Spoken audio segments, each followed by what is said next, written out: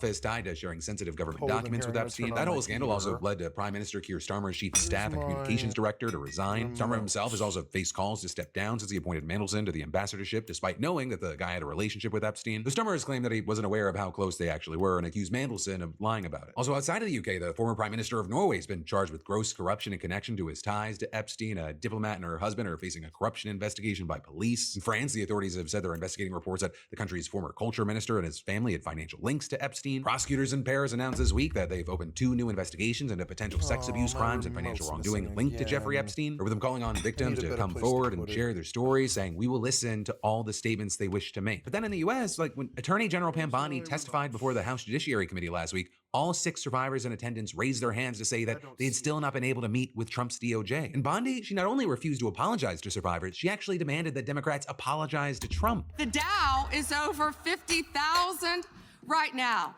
The S&P at almost 7,000. And the NASDAQ smashing records. Americans' 401ks and retirement savings are booming.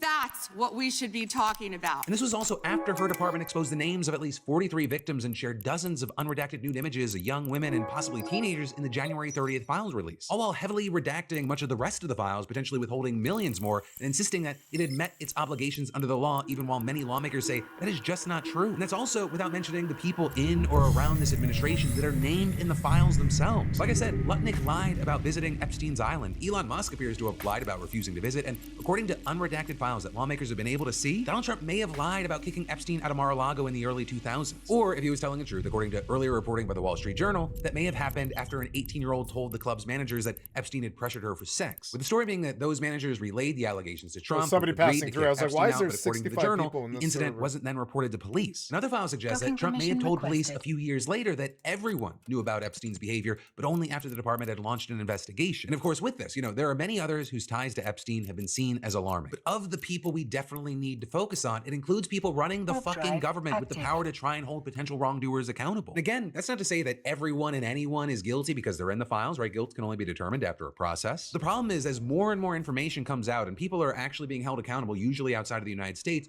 Trump and his DOJ are suggesting that the country just needs to move on. This is over, it's done, and that the process, it's never really gonna take place here. And actually, you had Trump talking to reporters about Andrew's arrest today and giving us even more reason to think that's the case. Do you think people in this country at some point, associates of Jeffrey Epstein, will wind up in handcuffs too? Well, I'm the expert in a way because I've been totally exonerated. It's very nice. I can actually speak about it very nicely. I think it's a shame. I think it's very sad. I think it's so bad for the royal family. It's a very, very sad. To me, it's a very sad thing. When I see that, it's a very sad thing. It's really interesting because nobody used to speak about Epstein when he was alive, but now they speak. But I'm the one that can talk about it because I've been totally exonerated. I did nothing. In fact, the opposite. He was against me. He was fighting me in the election, which I just found totally out exonerated. The last 3 million pages of documents. But with all of that said, right, there are still lawmakers here that are pushing for more to be done and pointing to Andrew's arrest as a call to action. And so, for example, you had Republican Thomas Massey writing on Twitter, "Prince Andrew was just arrested. This was the metric I established for success of the Epstein Files Transparency Act that Rep. Rokana and I got passed. Now we need justice in the United States. It's time for AG Pam Bondi and FBI Director Cash to act." You also had Democrat Robert Garcia adding in a statement, "Now it's time for the United States to end this White House cover-up." But as far as if anything meaningful is going to happen here, we're going to have to wait to see if it leads to any more action, though I wouldn't hold your breath. I'm hopeful, but I'm also cynical. And then separate from that, it's going to be a while before we find out if anything's actually going to happen to Andrew and all these others. But also, if we can go back to Donald Trump and other news, Trump officially kicked off the first meeting of his so-called Board of Peace, where with Trump surrounded by leaders of autocracies, dictatorships, and countries accused of human rights abuses, all while the UK, Canada, Australia, Japan, France, Germany, and Italy all refused to join. Russia and China are also not on board, but Saudi Arabia, Qatar, the UAE, and Turkey paid the billion-dollar entry fee. And so you had Trump with this crowd declaring peace in the Middle East, while then also threatening war with Iran. And, as we talked about before, this Board of Peace was initially created to focus on stabilization and reconstruction of Gaza, but then Trump has since tried to expand its vision, painting the board as a major international body like the UN. But also, despite what Trump may believe, the vast majority of other nations, including the biggest international players, they have cast doubt on the group's credibility. Or as The Guardian put it, global powers, including the Washington's traditional allies, fear the US-led body is an attempt to sidestep the more democratic United Nations and replace it with a fee-paying members club run on the whims of a single man. Because among other things, in order to even join the board as a permanent member, nations are required to pay $1 billion fee. And basically all of America's traditional allies and NATO allies refuse. In fact, the only two EU nations that are on board are Bulgaria, which is a fringe member, and Hungary, which is led by the authoritarian and pro-Russia Prime Minister Viktor Orban. I mean, even Russia and China were like, no, we're good. And so you only had representatives from just over 40 countries gathering in DC for the inaugural meeting of the supposed revolutionary organization, and even then, half of those nations were just observers. And all in all, only around 24 countries have actually joined the board, and most of them have incredibly questionable governments. Again, we're talking about famously authoritarian or autocratic countries like Saudi Arabia, Qatar, the UAE, Turkey, India, and Bahrain, among others. You got people joking, board of peace, and it's just the motherfuckers that are always at war. And you've also got a lot of people raising concerns about the fact that Palestine isn't even part of the board that was created to rebuild Gaza, but Israel, which is literally the whole reason that Gaza needs to be rebuilt, they've shelled out the $1 billion to join. But with widespread doubts already swirling about the credibility of this group, you had Trump kicking off the meeting in the kind of most Trump way possible, giving an hour-long rambly speech where he repeatedly bragged about all his achievements, endorsed dictators, talked about how much he loves women, and told anecdotes about groping his wife. Prime Minister Orban of Hungary, who has my complete and total endorsement for election. Not everybody in Europe loves that endorsement. Young, handsome guy. It's always nice to be young and handsome. Doesn't mean we have to like you. I don't like young, handsome men. Yes, you do. Women? Yes, you do. It's like men know how to have any interest. I've had What a are you good talking relationship, about? other than in my last speech they did. No, you haven't had a good relationship with women or anybody else, you fucking delusional idiot. Turn off my teleprompter. I got up there. My teleprompter didn't work. I'm sitting in front of all of you people and more.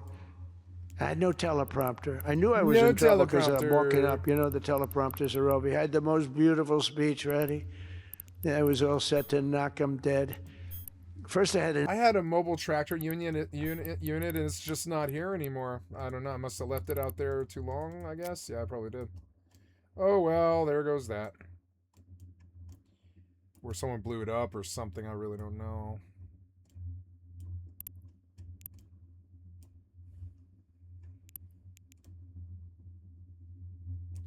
Well. Oh, yeah, there was a game that I wanted to look at, and I don't want to forget the thread. What was it? It was Runeterra Wildlands or something. Yeah, Runeterra Wildlands review or whatever. Huge PTR soon. No.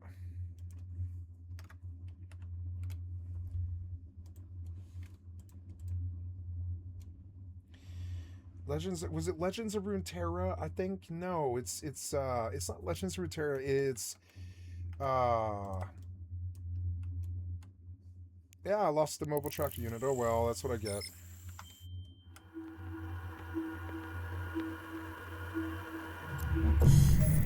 No, what's Runeterra Wildlands or something? Runeterra Wildlands or whatever it is. What is that game I'm thinking of? Runeterra, is it Runeterra Wildlands? Legends of Runeterra is a free-to-play digital collectible card game, The Path of Champions. No. It's not Legends of Runeterra, it's a different one, and I can't think of it. MMOs in Steam. I saw it. Void Train. We'll see it again. It'll pop up inevitably because they try to sell it to me a lot. Man, only $16 for Skyrim. Jesus. Overwatch, Guild Wars 2, Reanimal, Olympus, Escape, Wildlands, Dune Awakening. What was it? I can't remember. Let's look at categories for massively multiplayer. Okay, PAX Day, Survival, Pioneer. Oh, yeah, Pioneer. Is Pioneer good? Yeah, it's getting good reviews.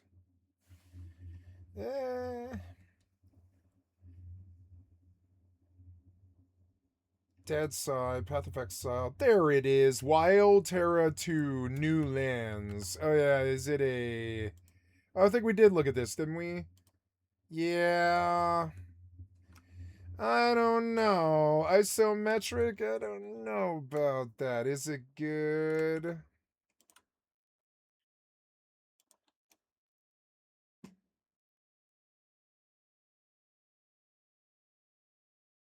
Bless Unleashed. Bless is still around? I thought they canceled this game. Is Bless Unleashed good? Seems sort of generic.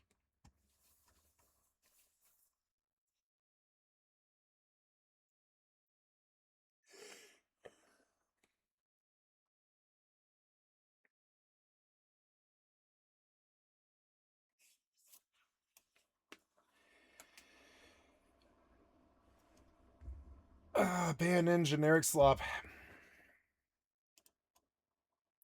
I looked at Dread Mist. No isometric.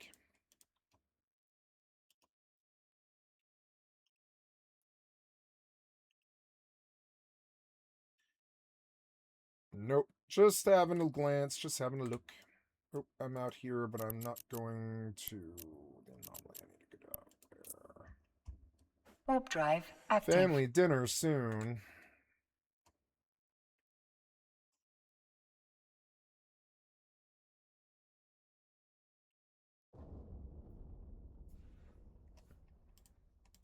An escalator that stopped, you know that. It's going up, boom. It's lucky my movie star first lady was in front of me because I put my hand on a certain part of her body. Why are you talking about this, you weirdo? You just got busted for grab her by the pussy, and now you're talking about groping your wife in public. You're so dumb and bad at your fucking job. You're so dumb. Ugh. And it sounds gross. It sounds gross when you're talking about it. Not my fault. Right, there was also this moment that's kind of gone viral where Trump appeared to say that AOC is attractive while also criticizing her. The people that were at the event in Munich, they didn't graduate quickly from college. They had everything they could do. There was one young, attractive woman. She was unable to answer questions. Right, but as far as the actual substance of this first meeting, there actually wasn't a whole lot, at least from Trump. Or when Trump actually stayed on script, he was mostly using do you want to bang AOC? Of course you do.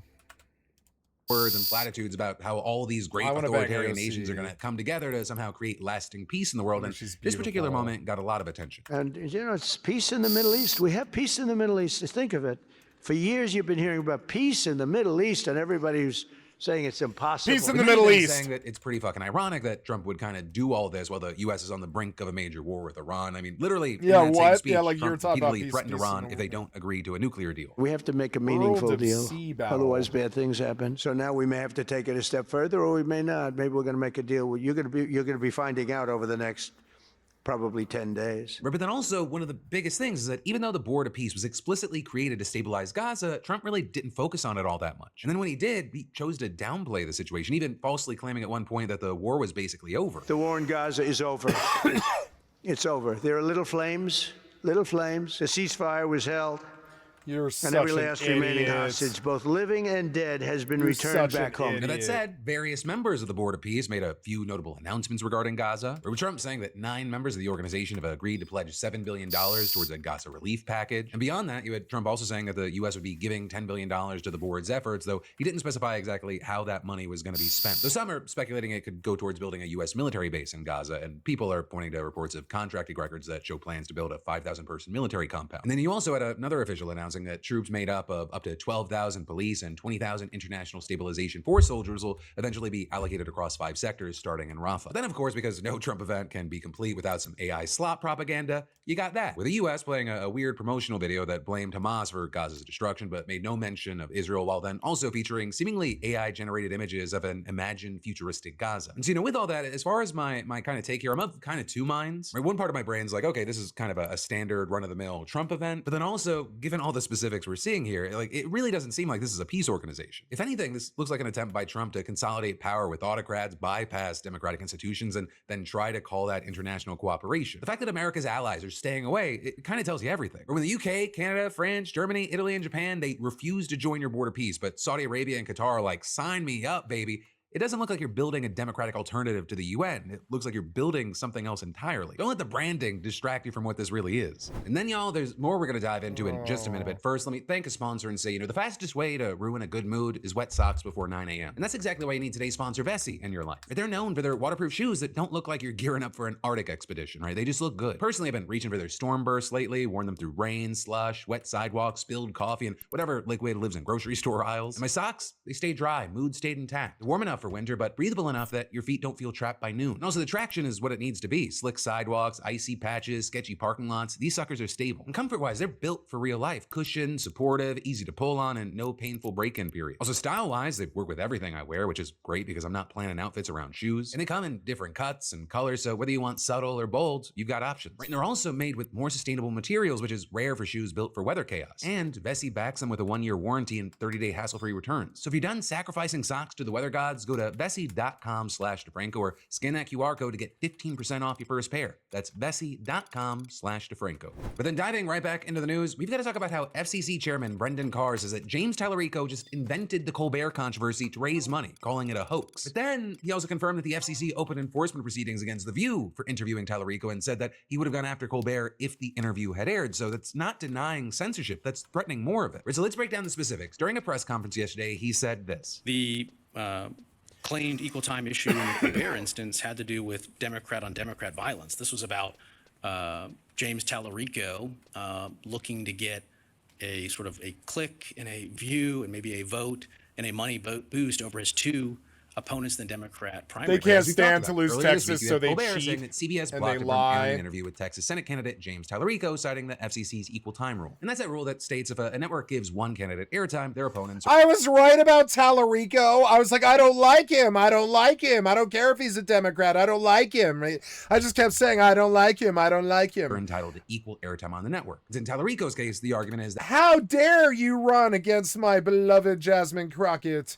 How dare you, you evil, evil Sith of a man. I don't care if you're Democrat. that would mean that his Democratic primary opponents, including Jasmine Crockett, need to be offered CBS airtime. But, and it's a Are you gonna run for Fulton County against Jasmine Crockett? They should.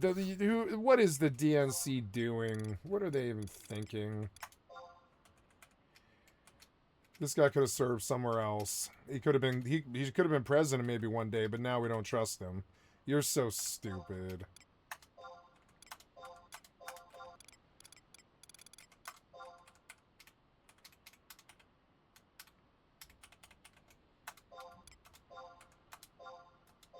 The DNC is so stupid.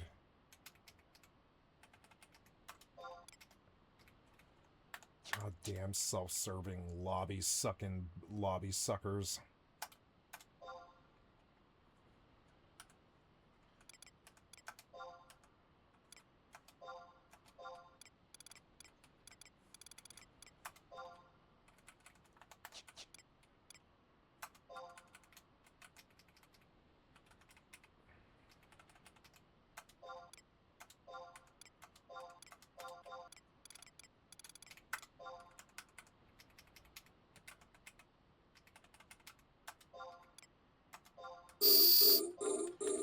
No, is it a fight? Or no.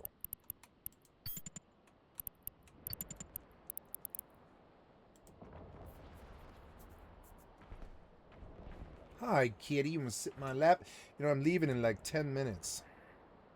Yeah, it's a warning. Hi, kitty.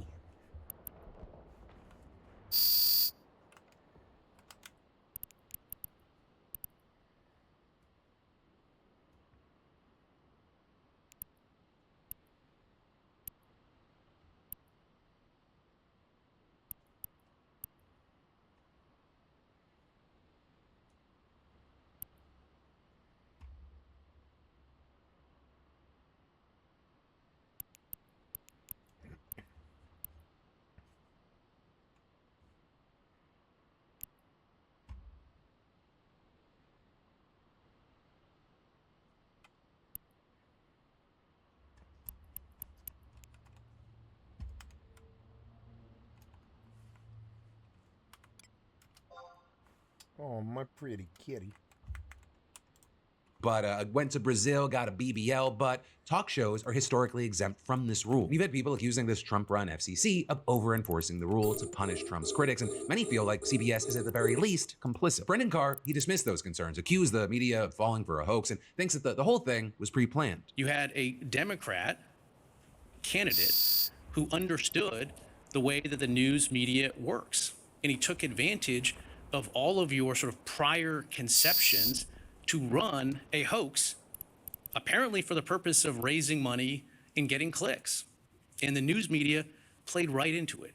I think yesterday was a perfect encapsulation of why the American people have more trust in gas station sushi than they do in the national news We media. deserve And more actually, than this. the one thing that he just said that is true is that this may have helped Tallarico's campaign. But even though his Colbert interview wasn't aired on broadcast TV, it went on YouTube, all the social media places got millions and millions of views, people talking about it on TV. His campaign raised $2.5 million following the news cycle. But that also doesn't mean the other stuff he said is true, and it doesn't mean that the FCC and CBS have clean hands. You even had that FCC commissioner yesterday saying this is an example of corporate capitulation in the face of this administration's broader campaign to censor and control speech. You've got a lot of people agreeing with her, which is not surprising for a number of reasons, including during yesterday's press conference, Carr confirmed that the FCC has started enforcement proceedings against ABC and The View over equal time issues related to their interview with James Tallarico. And that, even though the show is produced by ABC News and news programs are not supposed to be subject to the rule. And then also later in the day, you had Carr going on Fox News and he suggested that he would have opened a probe into Colbert if he had aired his Tallarico interview. Would you have gone after them for violating the equal time rule, as Colbert said?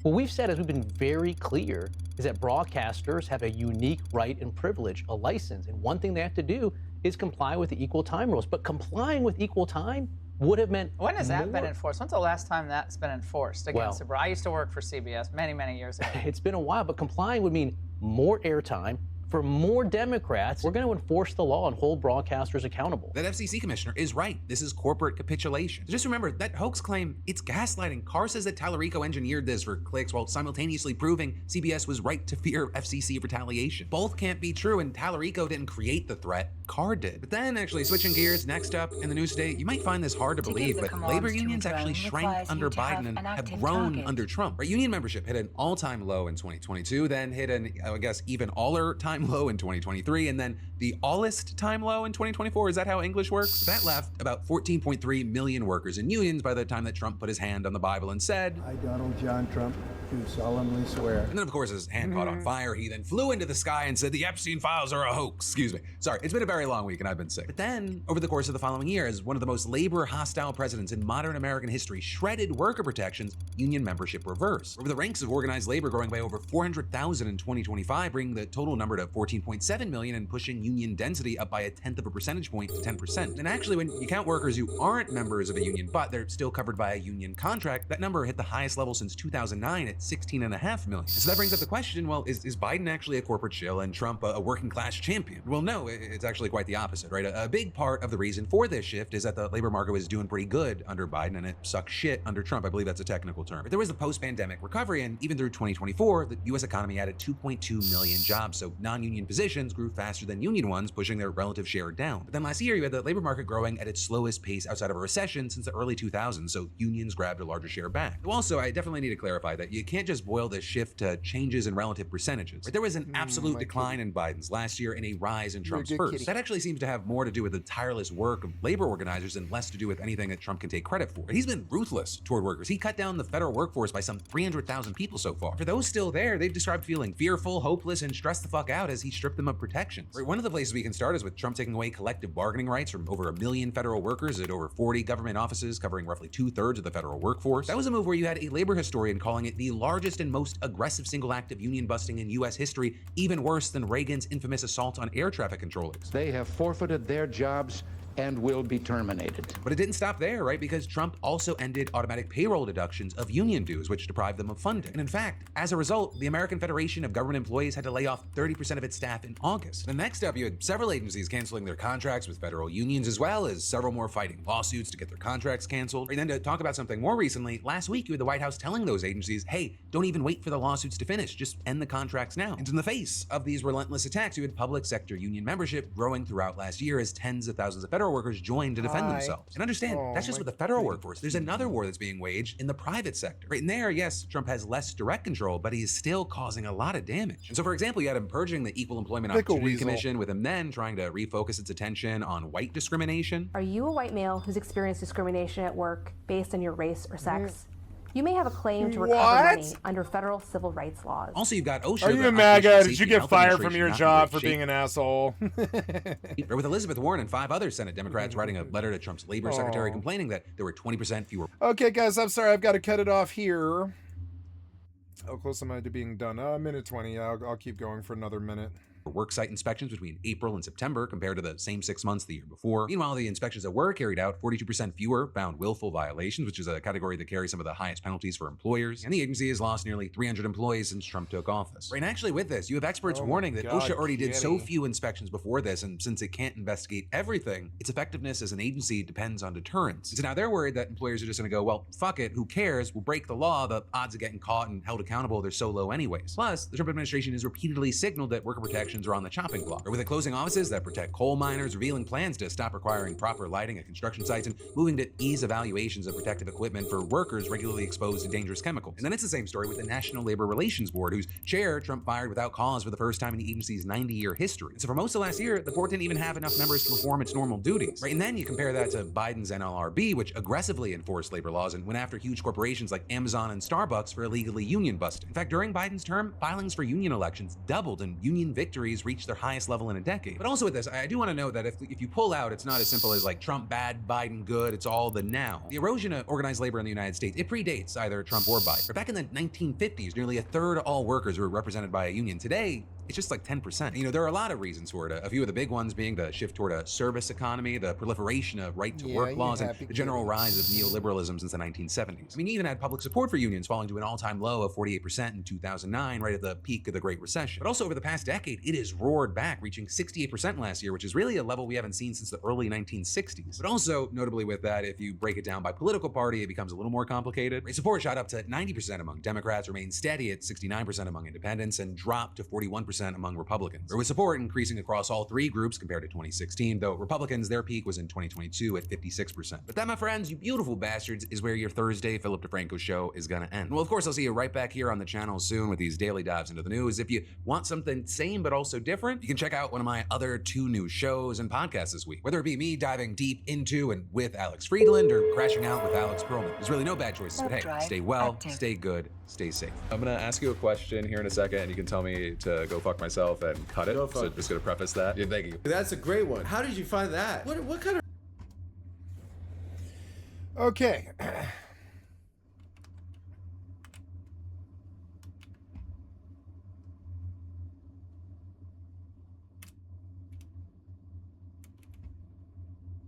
Docking permission requested. Docking request accepted.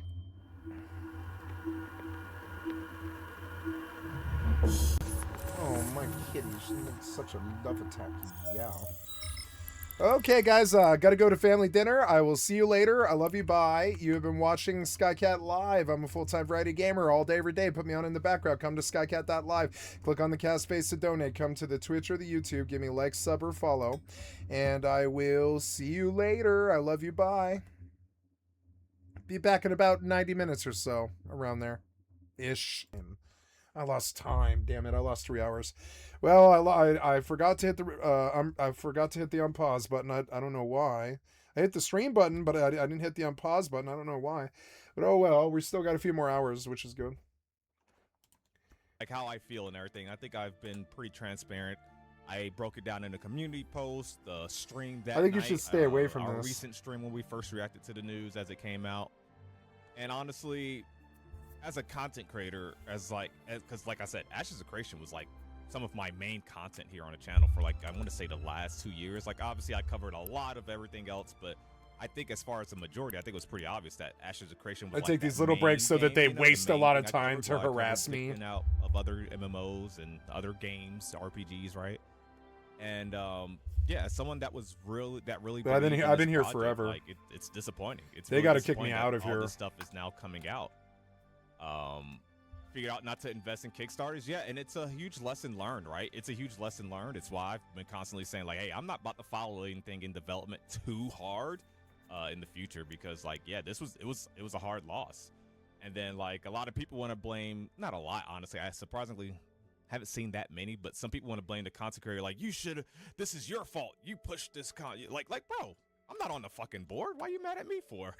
Like, who's not excited for a new MMORPG? Like, yes, you're going to be wrong. Like, a lot of MMOs have failed in the past years. Hell, New World just shut down on me when I was having the most fun with it months ago. Like, you're not going to get me to say I'm sorry for being excited about a game. Like, hey, I was wrong. Like, this didn't turn out well. The vision of the game looked great. It's not his fault that all the games everybody told him to play sucked. You know, it took me all my expertise to dodge them, you know, and as it was, I lost to New World. I lost 2,000 hours to New World if it doesn't go somewhere.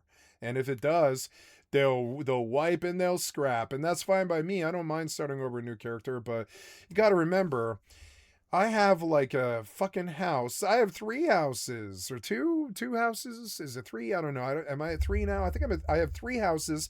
One of them is completely full of furniture that took me 3 years to fucking collect, running ECRs, and I don't want to lose all that. And that might be a fuck up for New World. They might need to actually maybe consider to let me keep my shit. I don't know though.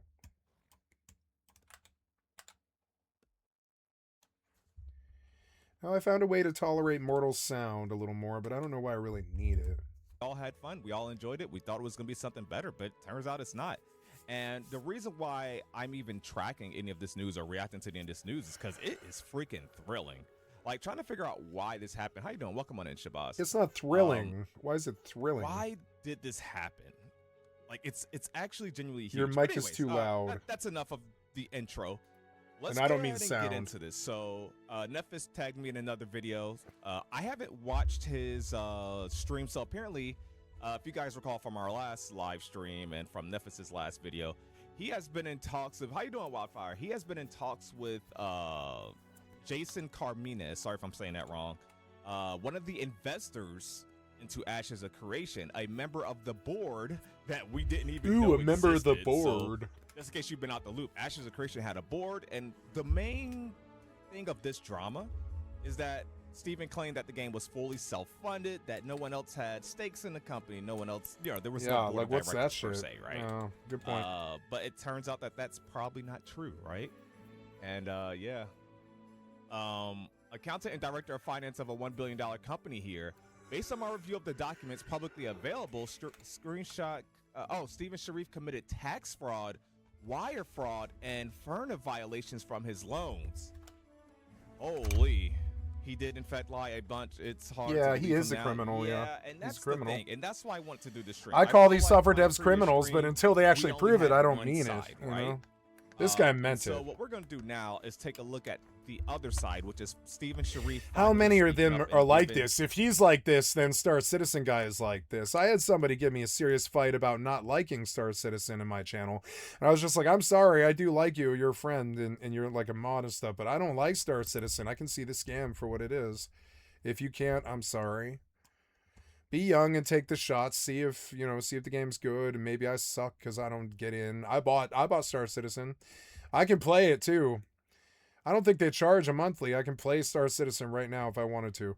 I don't. It's an unfinished game. Even if it is amazing, it's an amazing game. It's got cool, flight that you can do with a flight stick. I like that stuff, but it's not ready yet. It's not even ready to compete with No Man's Sky. I'd rather play No Man's Sky than fucking Star Citizen. And I don't really like No Man's Sky that much. It's like, all right, it would have to grow on me. No Man's Sky has grown, but I don't know why a 15-year-old game needs to grow or whatever the fuck it is, 12 or 10. I don't really know why it needs to grow. It just needs to be good. The combat could be slightly better and it would be better.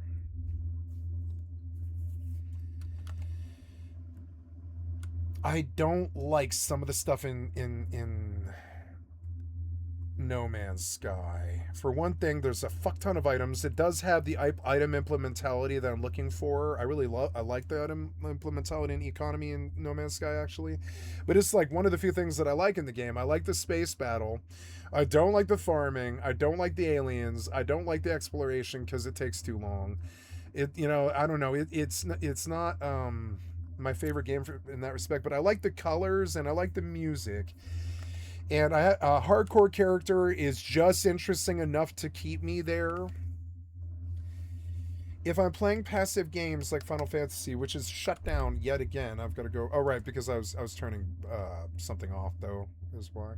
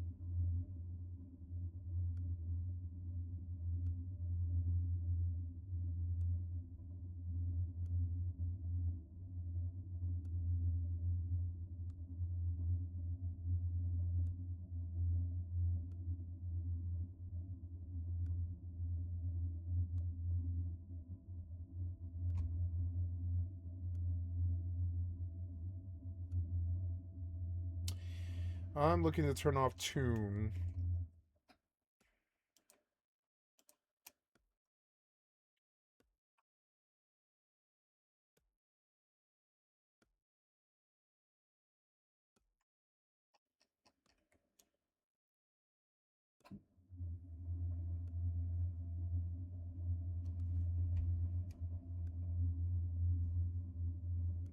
Turn Tune off.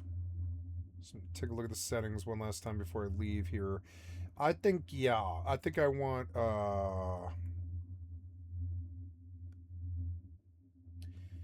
of that seems good. Oh, the bump mapping is off. And so is the MIP mapping.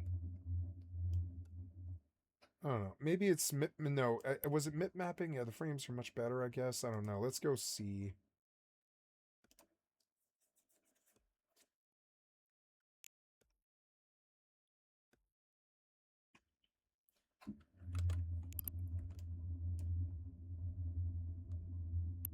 Man, this timer was long. It was so annoying. These guys just left.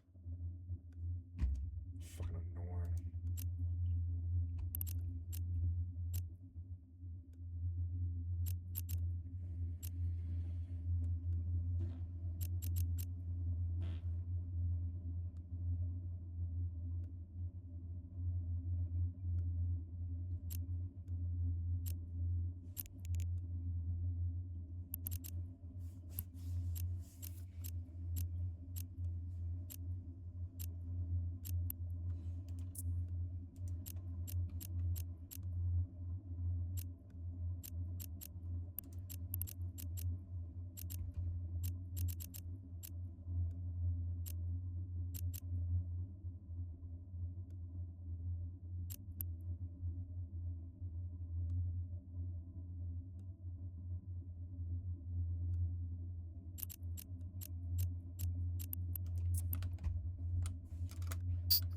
Warp drive active.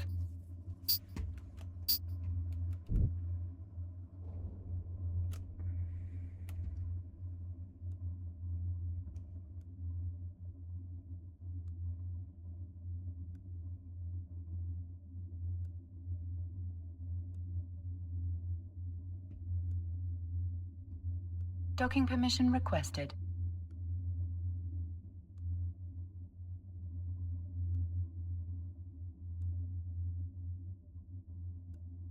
Docking request accepted.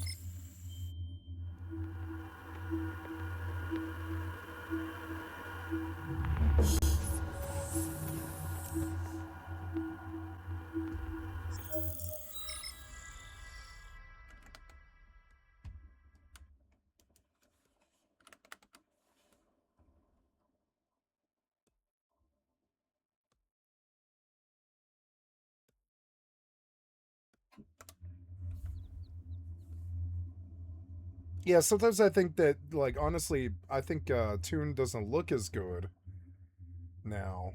And I used to think it looked way better, but I think it's more like it just makes the game look different to me than I'm used to.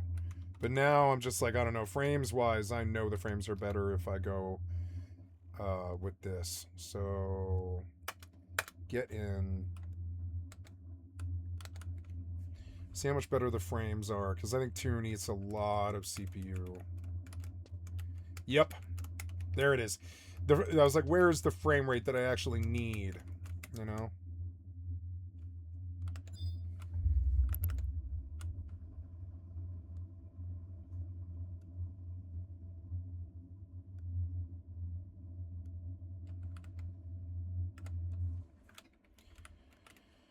I need Cure 5.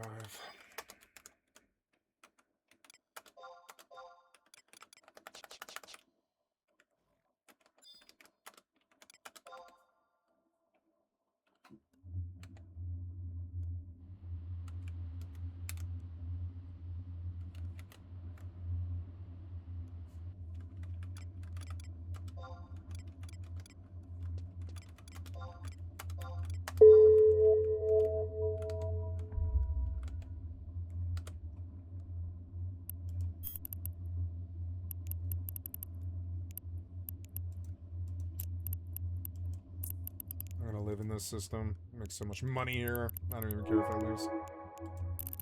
I don't care if I lose to them. It means I'm getting faction warfare PvP, which will only make me better, you know? So go ahead. Attack me.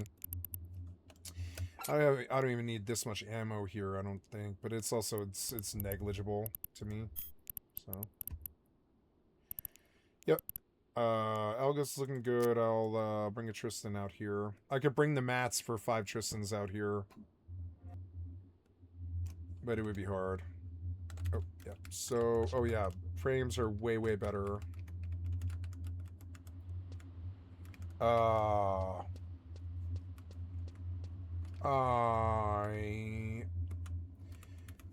I guess I could farm the goblin, because it's really not too hard to do, and just see if I get my Cure 5 scroll. I guess, and just save for the Cure 5 scroll. I mean, I don't have a copy of the Cure 5 scroll, do I? I get scared that I've got one. Because it's like, if I saw it, I probably would have kept it, but I don't think,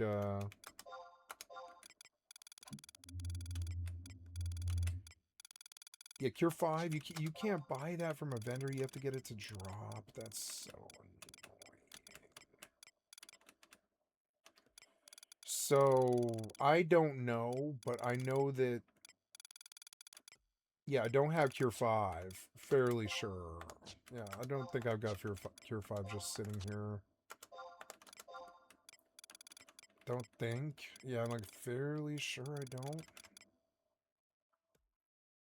Trick Staff too, but you can't replace them. And yeah, I don't think you can put scrolls in the box. So yeah, so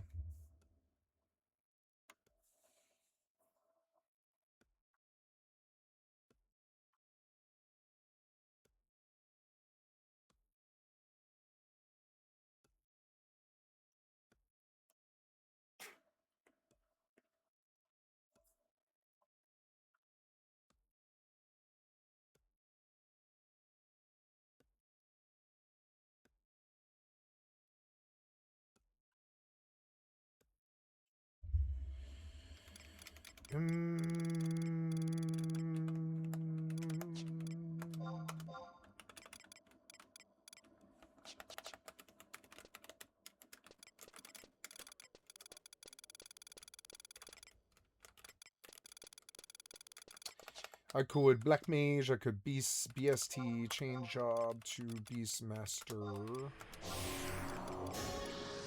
Thief. Beastmaster Thief? Yeah, I think so. I don't know if I have any Beastmaster stuff, though. I think I put it all away, which is annoying. Yeah, I have to pull out at least sheep, so let's go do that. That'll be in storage. Did we sort? We will take a stack of tuna sushi, a stack of pet food Zeta, and some... Oh, I don't know. Where's my sheep? Oh, I don't have macros, which will be really fucking annoying right now. So, don't know about that.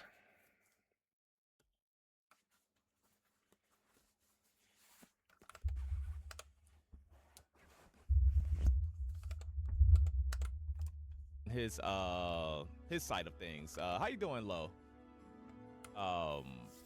Yeah, and I hope Steven continues to give more of his side. I know he has, like, he's limited, right? He's limited in what he can say legally. Your lawyers are going to advise you to shut up. Your lawyers are going to advise you to be quiet. We'll prove this in a court of law. But if I know Steven, he's and now obviously a lot of stuff has came out about Steven, so I don't think I know Steven as well as I did. Oh, there we go. But if I know Steven, he cares about the court of public opinion, right? That's what we're in today. That's why, you know, I don't know where I put my gavel, but we're going to be banging the gavel today. We're going to be taking a look at everything, and we are going to now look at the other side. We're going to look at the defense, you know, right? We heard Jason's side, which is, by the way, is just one investor. We have not heard verbally from, who's the other one? Robert Dawson, if I'm getting that name right, or any of the other investors. This is all accounts from just Jason. And once again, I can't stress that this is all one person's accounts that we're going off of. And obviously legal documents is what we're going off of, right? But now we've heard Steven speak out, and I think Nephis has done a video here, which we'll be reacting here in about a minute or so. Nephis has put together a video, and since our last react, like I said, Nephis has spoken with Jason live on stream again. I have not listened to that. And also, I saw that Steven came into Nephis's chat, saying that, you know, what is it? What do you call it? The opening part when they're disclosing documents in a court case or whatever. What do you call it, chat? Depose. Discovery, is it? Is Discovery, it discovery yeah. that I'm thinking of? Where they're going to, like, go through documents. Deposition. And more stuff will be revealed. Yeah, discovery yeah, and deposition, that, I think. Discovery, thank you. Discovery. And I also saw that he said he's going to, thanks for the follow. I saw that he said he's going to figure out which content creator to give an interview with. So that'll be cool. I don't know who that's going to be, obviously. I don't think Steven may know who that will be. If I had to take a shot in the dark, I think the Lazy Peon comes to mind. He's done interviews and discussions with Lazy Peon, and Lazy Peon has been very quiet since this whole thing has came about. I'm sure he's getting his thoughts together, hopefully with a video soon, responding to things. Because he was a huge supporter of this project, and now he's just MIA now that things have shut down, so that sucks, right? I know a lot of people want to hear from him. You got Lazy Peon, Kira. Kira's done a lot of research on this and really into this. He'll probably ask the tough questions as well. Nephis himself, right? Nephis has done a good job. We might see Nephis there. I've interviewed Steven a couple of times. Of course, I would like to talk to him again just to get clarity. And I think I'd be fair, although I will say there's some things I would want to say to him just to get off my chest. And there's a lot of things I would question. So my thing with the interview with him, especially if the questions have to be pre-submitted, is like, I want to say what I want to say. I want to ask you what I want to ask you. Now, obviously there's some things that, like, I know he can't answer or won't answer, and maybe he could tell me that beforehand. But I would like the opportunity to do that as well. But I just hope he does it with somebody. And I feel like those bigger creators with more reach may be the better option for him, right? To get that out there. But I digress. Peon hasn't posted in over a month. Yeah, I'm curious on this response. He's cooked. He donated to the district attorney's campaign fund? Really? Okay, so this is all news to me. Jason's besties, Robert, is trying to commit fraud against you, Nice, and all other content creators by transferring all of the Ashes IP to a different company so they don't have to pay you guys for referrals. Dude, there's no way Ashes of Creation can fraud me. I don't work there, bro. Now, as far as the referral things, I don't care about... Here, I will be super transparent. Do you guys want to see how many referrals I have on Ashes of Creation? I didn't plug my referral code like that. I think when I first started Ashes of Creation content, I had it in a couple of videos, but dude, I have 250 referrals, which is nothing. I know creators with 10,000. I know Pirate Software had like 40,000. And so you can imagine Peon had probably 100,000, probably more than that. That's probably an understatement, right? I was No, under the referrals are not impression that we common. were never going to get that No. anyway. I didn't believe that system can work because, like, Me neither. first off, I didn't even know it was supposed to be cash incentives on a quarterly bonus because I thought it was just cosmetics, like in-game cash shop kind of stuff. And then I learned, like, they said they were going to, I was like, nah, there's no way, because they're going to give, they got to pay their employees. They're going to give Steam a cut. Then, like, I was like, it just doesn't math right, you know? I don't know. It just doesn't math right. But yeah, I don't care about referral codes. I never thought, I always assumed that was going to get scrapped anyway. I'd never believed in that. But yeah, TFE was specifically, so the TFE thing I am aware of. I saw somebody talk about that in Discord. Oh yeah, the interview with Narc. There you go. Yes, thank you so much, CTV. Good insight. All right, so that's enough yapping. Are you guys ready to begin the court? So what we're gonna do is, we've all heard Jason's side. We're gonna listen to Steven's side, which I'm sure is in this video. Before we do, let's get off the stand here. You guys, I want to see feedback in chat. I want to see what you guys are thinking as far as, like,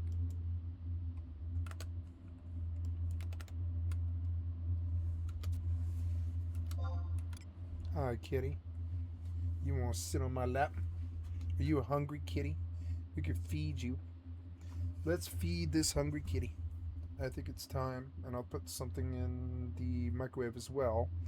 I'm sorry, my cat is here to inform me that it is her dinner time. So I will get down for a second, kitty. Nice warm blanket. Time to feed the kitty. You ready? Okay. We're going to feed you, kitty. Feeding time. Dinner time. Okay, let's feed the kitty. I gotta get a bag. Yeah, yes. I know you're stuck inside. You're bored. I'm so sorry, baby.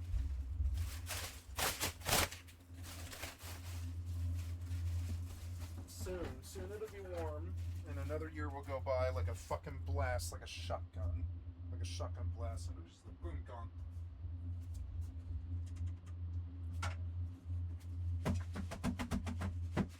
I like that you're eating. That's good. That's good. That's a good kitty. I'm happy with you. You look like you're doing better. Feeling better, kitty? That's good. I was so worried that you were gonna die. I was like, don't die on me, kitty. Don't die on me, kitty.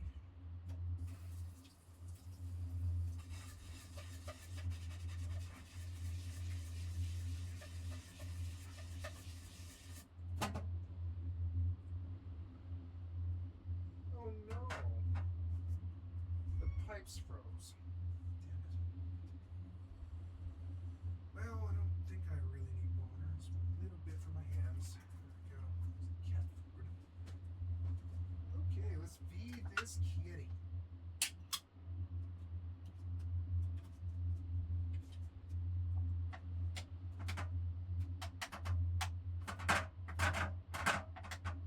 Yeah, you ready, kitty?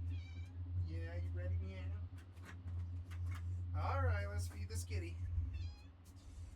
There you go, kitty. Oops, drop some water. I should have dumped it.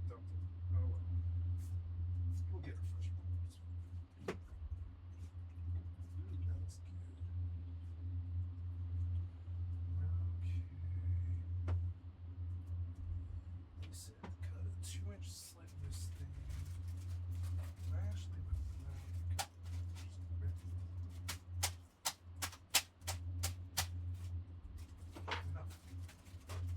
Punch in 14 minutes.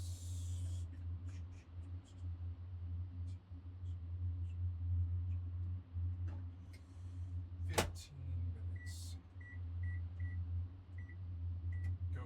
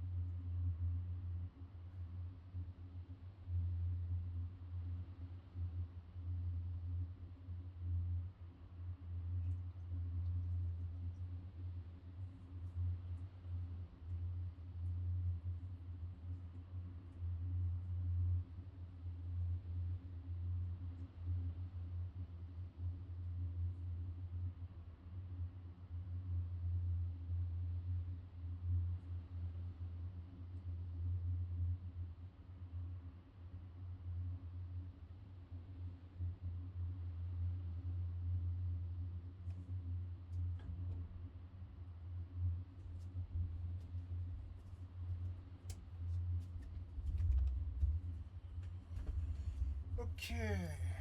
Kitty's got food. You say 15.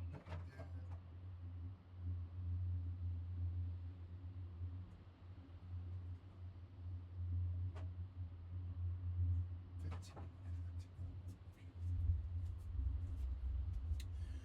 All right, we are all set. Tonight, I'm having something called the world's best macaroni and cheese, and I don't believe them, but we'll see. Oh, what happened here? Did you dump all this in there? No need those. Did you dump them? Did. Oh, it's my stylus. Yeah, my stylus. Oh, there we go. So, alrighty then. I will. Oh, a Republic Signet staff. Oh, cool. It gives you Signet. Yeah, I'll take that. Yeah, I'll take that. Fuck yeah. All right, I got rank 10. I totally fucking spaced that. Yeah, I have rank 10 now, huh? Ooh, Republic Akaton. What's that do? Ooh.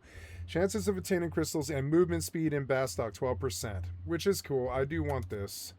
Buy one. You do not have enough conquest points. How much is this? Oh, 56,000 points. Jesus. Alright. Okay, have these guys left me alone? No, I think they're here looking for me, but I don't really know.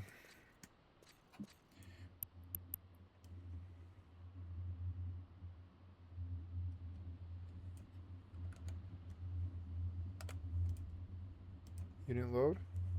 Hi, kitty. You want to sit on my lap? Get you some lap, kitty. Mm-hmm. Come warm yourself up on the blanket.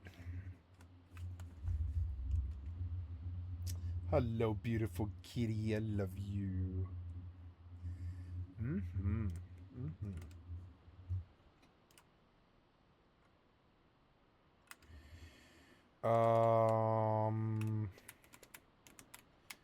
I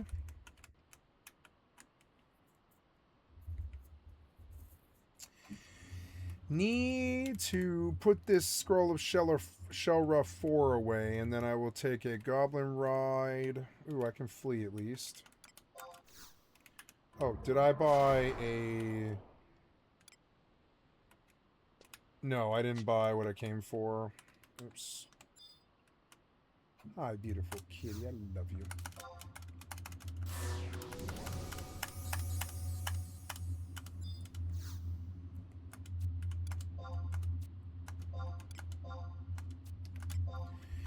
Okay, now you won't play or what? I don't know.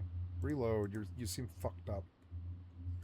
Hi, kitty. And even more importantly, this also had an age verification. This also had an age verification. You needed to click that you were 18 plus to join this channel in the server. Well, when an individual is in your server, self-admitting over and over and over again to the fact that they're underage, over and over and over again, it's really hard to use the excuse of they clicked the button that said I'm 18 and up. This video is going to be a tough one, not only for the viewer, but for myself, because I'm going to have to be censoring things in a very particular way to make sure that this video doesn't just get deleted off of YouTube. I don't think we need much more of an intro, so I'm just going to jump into it. The person we're talking about today is Nuxtaku. They are quite a large YouTuber. They have a 2 million sub channel, as well as a separate secondary one, Nuxanor, with 930,000 subs, which they post more frequently too. Nux is now known for doing like political commentary stuff, as well as drama commentary stuff himself, but he got a pretty big start on YouTube being the hentai guy. Now, recently, just a few days ago here, content creator Nicandros here ended up posting a video exposing Nuxtaku's EPI Empire Part 1. Now, in this video, he makes some pretty heavy accusations towards Nuxtaku. Number one, alongside Nuxtaku's content creation being centered around hentai, including lolly, Nicandros alleged that Nux was very firmly aware that he had an audience that was very much 18 13 and under, or I should say 13 and up, that Nux went out of his way to give, information in regard to what he was covering, the hentai, things like that, their titles, how to find them, etc., which in turn was enabling access to this content for those children. But additionally, that he catered his content to a younger audience on purpose. And finally, I would say most egregiously, Nicandrus goes into Nux's Patreon Discord server, which you could enter for a single $1. And in there, he finds a 14-year-old kid that was a part of that server that engaged in NSFW content and made it clear multiple times that they were a child to the other people in the server, so much so that the other people in the server engaged with that information. Nux also engaged with that individual so much so that it makes it really hard to argue an idea that Nux didn't know that this was a child on his server. Now, I'm kind of giving a shallow overview on purpose here. I highly recommend that you check out Nicandros's full video if you have the time. I'll leave a link in the description below. But because my video is coming out a bit later after the release of his, I also wanted to include how Nux responded to these allegations and accusations that Nick put forward. His response is really peculiar and genuinely worrying. So with all that, I'm just going to walk you through some of the main points that Nicandrus puts forward, like the ones I just mentioned, and show you guys the evidence that he provides. First things first, Nux did start originally as an anime channel, and then the hentai thing took off, blew up in terms of viewership, and he really ran with it. I want to show how that kind of gets introduced here. In 2015, he grew slowly and steadily, but in late 2019, everything changed. I also made a video on YouTube that has since been removed, the biggest flexes in hentai. And the degeneracy began from there. In the video, Nuxtaku reviews and recommends 10 hentai animations, 7 of which were categorized as lolly, meaning they contained underage characters. And this bad boy, very not chill stepfather, has a very not chill relationship with stepdaughter. Again, most people would think this is weird, but hentai clearly knows better. He was already showing adult content to a 13+ audience and giving them advice on how to find adult content He's online. done on my channel The reason forever. why I bring it up here is because without putting text on the screen is nearly impossible to remember. Therefore, since the plot, and it's a goddamn plot, deep thematic and philosophical undertones here, I believe anyone who wanted to search this bad boy up without said title, because I was a douche for not putting it on screen, would just simply look up time stop hentai. Far easier than very understandable. A lot of y'all sent me screenshots on Twitter, link to my Twitter in the description, of the top recommended searches on the hub of prawn. And lo and behold, much to my surprise, WTF fanbase, one of the top hits is time stop hentai. So not a great start, 7 out of 10 being that lollipop kind of stuff. For those who don't know, that, like Nicandrus said, includes children in a sexually explicit manner. And additionally, I don't even think Nicandrus points this out, but it's very clear that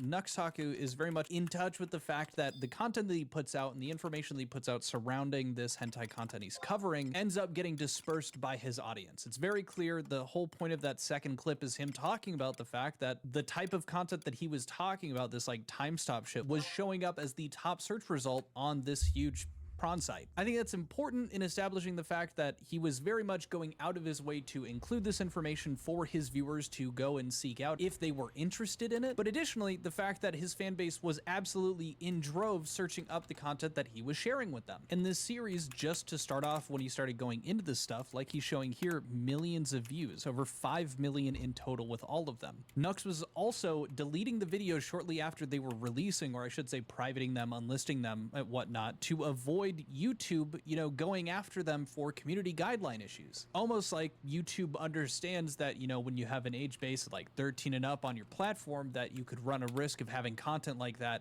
being engaged with by that age range. Because these videos were far more TOS risky than his usual content, Nuxtaku would soon delete them after uploading to avoid moderation consequences. The greatest plots in hentai too! Yes, this video will be deleted soon after uploading for the sake of my channel's survival, but a promise is a promise. Furthermore, Nuxtaku gets so popular off of this kind of series of covering hentai on YouTube that he starts collaborating with a bunch of huge YouTubers. People like Moist Critical, for instance, where they're covering stuff and doing like reviews of sorts of this content in videos. Often involving characters of a questionable age. There is an asshole door. So it's a woman with her ass out, and this one's like an anal key. and Ash Ketchum is well, at least a young Ash Ketchum seems to be approaching it. Oh no. And he uses what's called the fist dash, it seems, to gain entry. Oh, wow. Is this made for you? Yeah, I think it's gone now. So now he's sprayed her with the spray of doom. Oh no. She's quivering. Oh my god! What?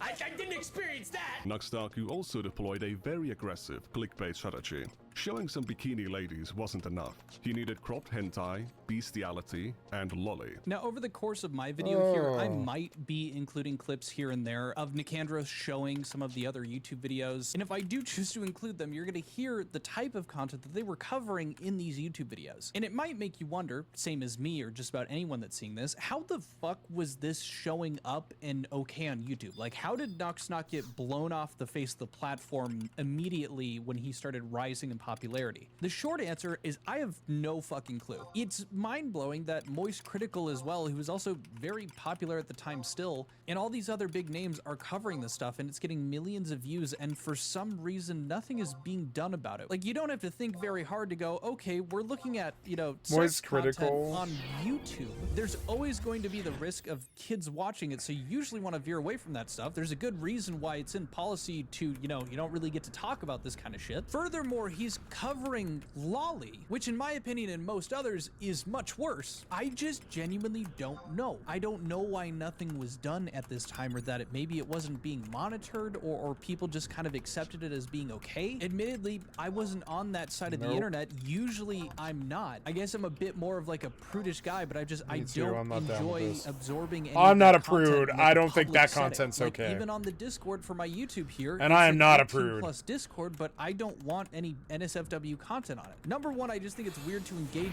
with that content publicly, but number two, there's no definite way that I know for a fact that everyone in the Discord is actually 18 and up. So why would I run the risk of exposing any like kid to that shit? Sorry, it's been a bit of a Or tangent. anybody I'm else, very 'cause curious it's to hear what sick. you guys think, if you guys have any theories as to why this kind of went on. But kind of jumping into that, you know, he was also covering lolly stuff. This is his stance on it. Nux has an interesting take when it comes to this content. Nuxtaku has consistently denied being into it, but he also claims he doesn't believe enjoying it makes you a pedophile. There are 3 levels here, okay? There's lollies, which I have absolutely nothing against. I don't think anyone has anything against lollies. Okay? I do. Like I do. Chibidoki or Megumin from Konosuba or I do. Kura. I Nothing have something in it. against lollies. It's lolly that's the gray zone. Nuxtaku would begin to signal. No, you're already anti-lolicon making too many sentiments in 2022, differentiations. causing drama between him and Rev Says Desu. They couldn't believe the guy who has used lolly-related content in his thumbnails, videos, and the same guy who has openly befriended lolicons, followed and praised lolicons on Twitter, could be making such a statement under glaring hypocrisy. I don't like Rev, but they are making a sound point. Despite his history, in early 2024, Nuxtaku had no problem calling Vosh a pedophile for flashing his lolly horse folder on stream for a couple seconds. One of the more shocking images in Vosh's folder depicted a lolicon VTuber that Nux had reacted to.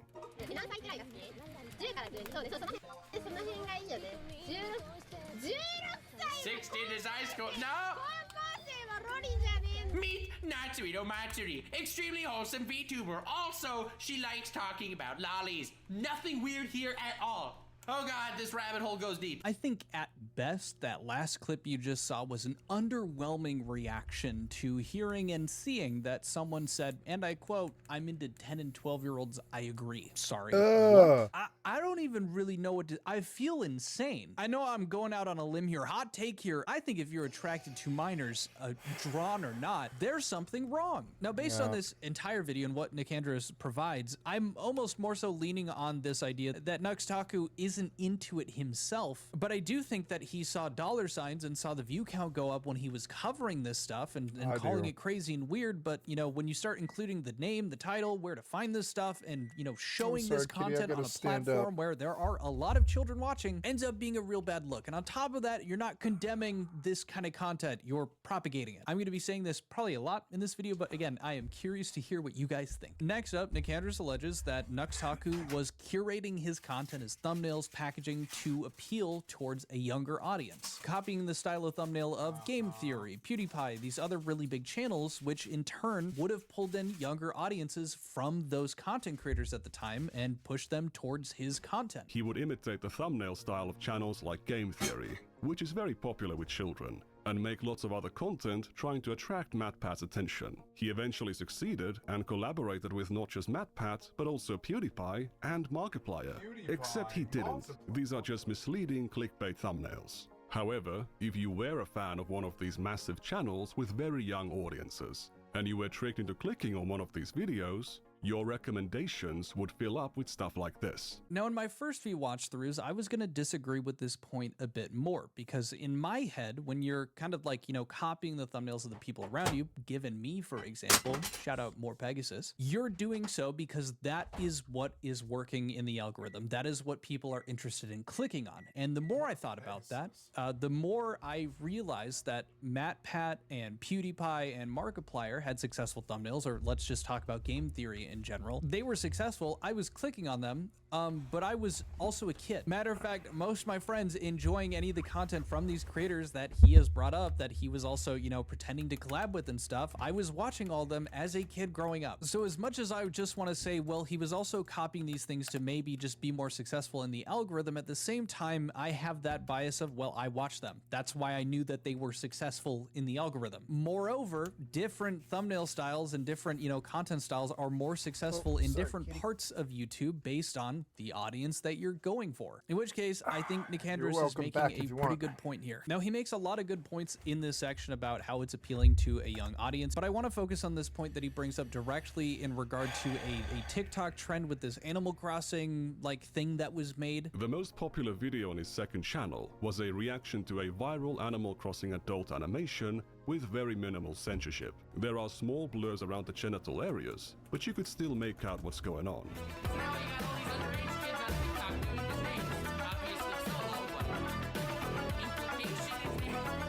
What implication? And what's funny about it? When this animation came out, it became a viral meme, and a bunch of kids on TikTok were, as Nuxtaku says, doing the things or doing the dance. In other words, publishing media of themselves for anyone in the world to see, in which they are replicating moves from an adult animation they had been exposed to. Very understandably, some people considered this to be a risk to those children's safety. This is currently the most concerning trend on TikTok.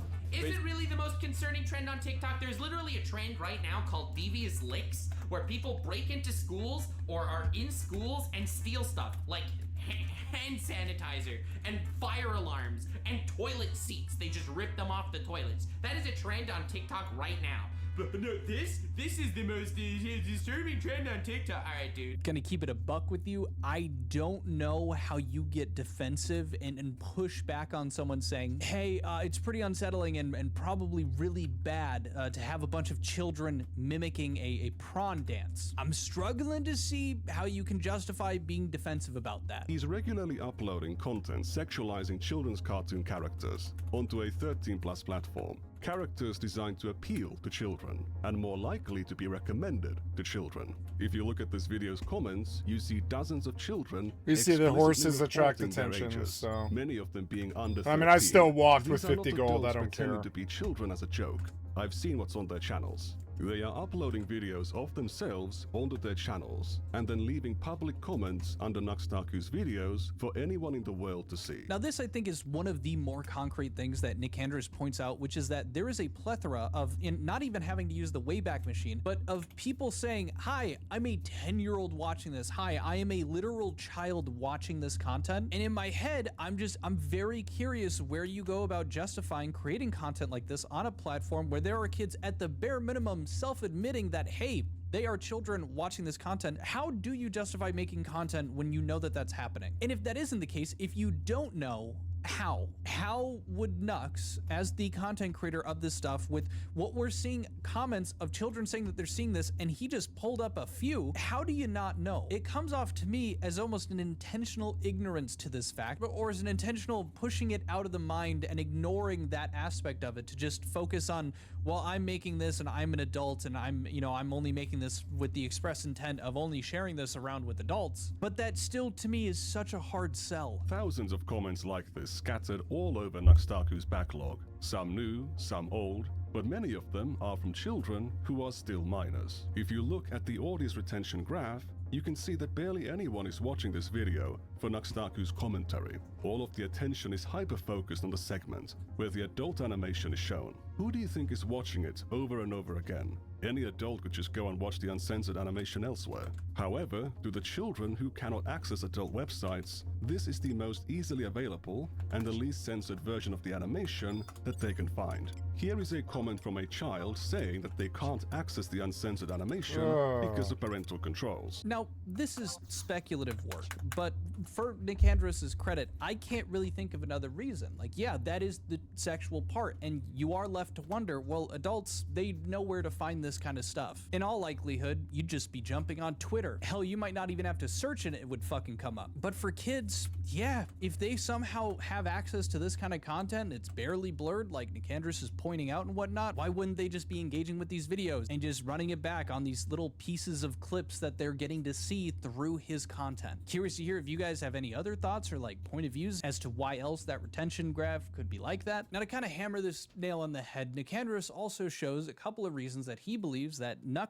fully knew that there were children watching, specifically at the bare minimum 13 and up, and shows multiple different ways how he recognizes this in his own content. First off, he has a disclaimer in these videos at the time saying this video and my entire channel is rated PG-13 and should not be viewed by anyone under the age of 13 without direct I didn't lose money. consent. That doesn't come with And the anyway, description. I lost would a know horse, which he was free. wrote that himself, You know, or cheap, someone I don't on know. his team wrote it. 5G. He has a team working with him. For me, that's fucking crazy. I didn't lose Next anything. example, Nux, while in a video with other people, I made he out asked with, for, fans to send I don't know, we could go videos get the in. money right He had a now. fan, It's a probably child fan 40 that sent him a gold. video of I don't think I themselves. lost. Despite requesting NSFW content, the announcement does not list a minimum age. So Nuxtaku was giving a financial incentive to minors to find the worst NSFW content they could. He would review these submissions a month later in a video with Oompaville and Iron Mouse. I've never even pondered the thought that we could have Lolly and Guro and Bondage all in one thing. That's amazing. Oh my god. Among those submissions was a video that one of Nuxtaku's child fans had recorded of themselves. Oh, what? Bro. I don't even Hi, know kitty. what that You're was. back. That was some kid just sent you a video of them shitting and then shooting a dog with a Nerf gun. It's not CSAM. It's some little boy farting into their phone camera. Then they shoot at their dog with a Nerf gun. There's no nudity, and you can't even see their face. However, they are clearly a child, and based on the size of their hand, a very young one at that. Now, there's going to be a bit more of Nux engaging with content where you would have to just be scratching your head wondering about how you wouldn't stop to think that, hey, maybe this is a child. For example, he was reading off a Reddit post from his subreddit that was completely unmoderated, and I'll just let the clip go. Please forgive me. Stop sending Gentai. Why? I already lost No Nut November. Half of my class saw Aqua's butthole on my screen. To be fair, mad respect for sending Aqua's butthole. And your class should be thankful. The OP of this post was 12 years old. They are literally talking about a class in that post. There is no reason not to assume they might be a minor. And had Nuxtaku checked their profile when the screenshot was taken, he would have seen this comment. This child was not a one-time poster. Between October 2019 and August 2020, they made 160 posts to the Reddit. I guess because it was unmoderated, he might not have seen that comment, although it's still a stretch. And 146 posts from a single 11 to 12-year-old child is horrific. Again, and I'm just going to keep repeating this, I guess, I don't understand how you make content like this and don't expect that this is a possibility, that kids are going to engage with the content, and you don't take any steps to prevent this. He made a subreddit dedicated to sharing this kind of content and talking about hentai and shit, and he had it unmoderated. There are kids literally commenting that they are 10, 11, 12, in this Reddit, and nothing's being done. Like, I don't even know how it doesn't cross your mind. Now, there is so much that I am glossing over that, again, I encourage, if you're thinking, maybe this is a bit shaky, you should go and watch this full video. But I want to show you guys towards the end here this private Discord, this Patreon only Discord server that was dirt cheap to get into. That was so cheap to get into that a 14-year-old was able to enter it. And this 14-year-old, I wouldn't say sexually, but was absolutely groomed by the adults around them and the other people a part of this Discord. I'm going to show you guys some of those clips leading into, recognizing this person's name is Red. That's how Nick Andros addresses them in these. But I want to show first a clip that Nick Andros found in regard to Nuxtaku and his stance about, children on Discord, young age, and like content creator Discords, things like that. Just really sets a good stage here. The biggest shock to me to this day entering the broader commentary sphere was the dangers lurking around every corner in regards to children. Children are not safe on the internet. I only became chronically online after high school, but I couldn't imagine what it would do to me if I was in some YouTuber's Discord server at the age of 12 or 14. You couldn't imagine. You don't need to. Red joined the server on September 7th. On day 1, they openly declared themselves to be 14 years old. They would later claim to be 15 multiple times, but as they openly stated, they were lying about their age. Red was born in 2004. They had turned 14 soon before they joined the server. The Discord was a pretty small clique, and soon enough, basically everyone on the server knew that Red was underage. Despite this, Nuxtaku made the NSFW channel for them a month later, and within a year, they had posted 242 messages on the channel. There's also an instance where another user pinged Red into the NSFW channel. As far as I can tell, this behavior was not punished. Now, Nick Andros had actually reached out to me, and we ended up going through some of these Discord logs where he literally just pulled them up from the server. He didn't have to archive these messages or anything. He could just search them up and find them and show me what he was talking about. If you guys can think back to the Ava Chris Tyson allegations, which Nick Andros kind of touches on in this video, when we were dealing with, having to put our brains together and look at, the density of messages and these kids saying what their ages were during the Ava Chris stuff, we were looking at that and going, well, it was close enough to these kids saying, what their ages are and them engaging with this material that Ava Chris Tyson more likely than not must have known. If you compare, like the density of messages and these people interacting with like Ava Chris Tyson or Jimmy at the time, it is much worse. It is like magnitudes worse with this Nuxtaku server. It's a much smaller group because you did have to pay, albeit like $1 or $2. It's a much smaller group, and pretty much everyone in that Discord seems to recognize and address Red as a child, making jokes about it, commenting about it, and shortly after they're talking about Red or talking about their age or anything like this, Nuxtaku is showing up. Nick Andros in his video further shows that they were in Discord calls together. It gets to a point where it is very, very difficult to give Nux benefit of the doubt that he just didn't know what was going on. But even if you were to, further than that, which I would say is the best case scenario, this is one of the most egregious lapses in moderation and using your basic thinking skills that ends up resulting in a child having like truly a traumatic experience by being a part of this Discord in the same way that Nux was just talking about in that earlier clip. And I'm not just saying that, I'm going to show you later on what Nick ends up pointing out after talking with Red. Before I do, I just want to show you a few more examples that Nick Andros had brought up, showing these people interacting with this person, knowing their age, but also the type of content that these people were showing this child. But did Nuxtaku know that Red was underage? There is no message of Nux acknowledging Red's age. However, it is extremely unlikely that he didn't know. In this conversation from earlier, where Red says they're lying about their age, Nuxtaku shows up soon afterwards. In this conversation, there's some kind of an ERP going on in the general chat, which is interrupted by Red. Red is told not to get involved because they're underage. After Red says the conversation is making them gag, another user jokes, "Oh no, we better stop if we are gagging a minor." Red pinged Nuxtaku soon afterwards, but Nux didn't show up. This is Mintheus Mouselord, or Mitochondria, or Mito. According to Nuxtaku, they were the best poster on the NSFW channel. In this conversation about BDSM, we can see Red asking Mito to send their presentation. See, I tried to warn Begon. He was like, I like Nuxtaku, and I was like, yep, doesn't surprise me. It's weird.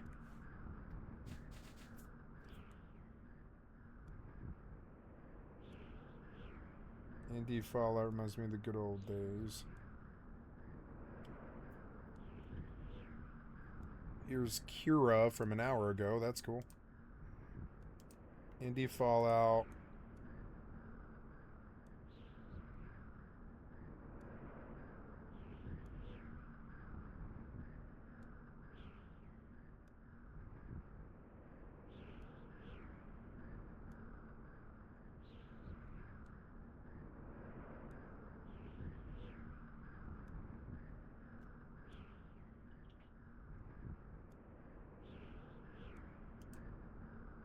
Yeah, the like Crimson Desert might be a new MMO. On sex toys to other users. Note, I just made the presentation because Red was clueless. After Beck's too much dark okay, well, friend knows, welcome back. There's been a whole bunch of new information about High Guard, and I think honestly there's some really interesting points to talk about with this. The first real huge piece of news that's going to play a massive factor in talking about High Guard going forward is from this report from Stefan Totilo. Steven, I don't know how to pronounce his name. Sorry about that. I will link this in the video description. Sources: Tencent secretly funded struggling shooter High Guard. Wildlight Entertainment has said for years it was, quote, fully funded but not shared details. Now this for me is an incredibly interesting piece of information, and I'll go over in a little bit why. So the first big drama with High Guard that happened a couple of days ago was that the website went down. And realistically, this is not a huge deal, but obviously in context, everyone thought this was like, okay, boom, game's dead. Like the game's just going to go offline tomorrow or something because it's so cheap to maintain a website. It's so easy to maintain a website. Why would the website have gone down? Following on the context of the game releases, it's clearly not ready for release, so something's gone wrong. The player population is going down, down, down every single day without failure. No update that they released has changed this. And then 2 weeks after release, they fired the majority of their staff. All of these things in a row, and then their website goes down and people were immediately like, yep, game's dead. Obviously, there's additional context, such as some higher-ups of the studio said things along the lines of, oh, we don't need a large player base. And then a week later, they fire most of the staff, signaling that, in fact, they did need a large player base. As well as, if people need to keep saying our game's not dead, the game's probably dead, right? I think most people can agree on this. But the staff did come out on the Discord and say, not sure on the time frame, but basically needs to be transferred and simplified. This is referencing the website being down. And then they said low priority at the moment, reputational damage already done. Now we just need to focus on delivering updates and content to improve. And they did, right?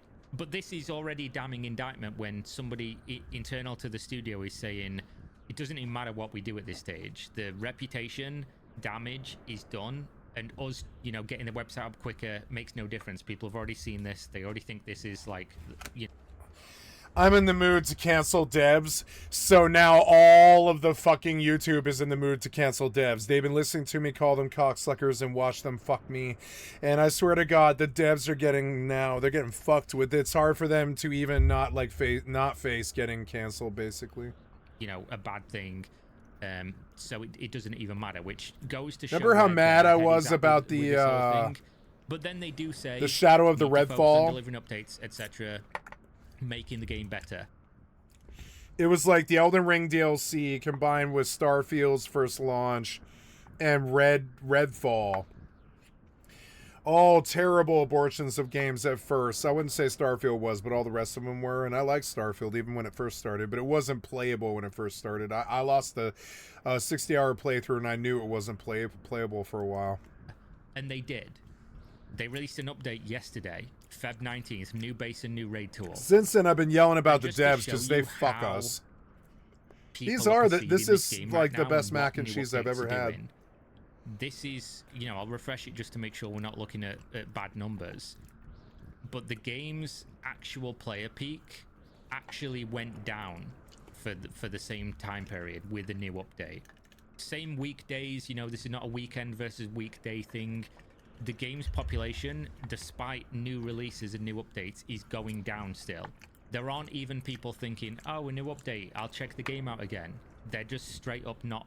They're quitting still. No new players are coming in. It was so quiet. You know, at that stage, what do you even say? The game's just fucked, right? Because Again, nobody wants to play a game Less than 1,000 where they think players. the game is going to die. It's the snowball rolling down the hill. Once it gets to a certain size, you need like a monumental, immediate, like flick a switch. Here's No a Man's huge Skies. update. Here's a huge game changer.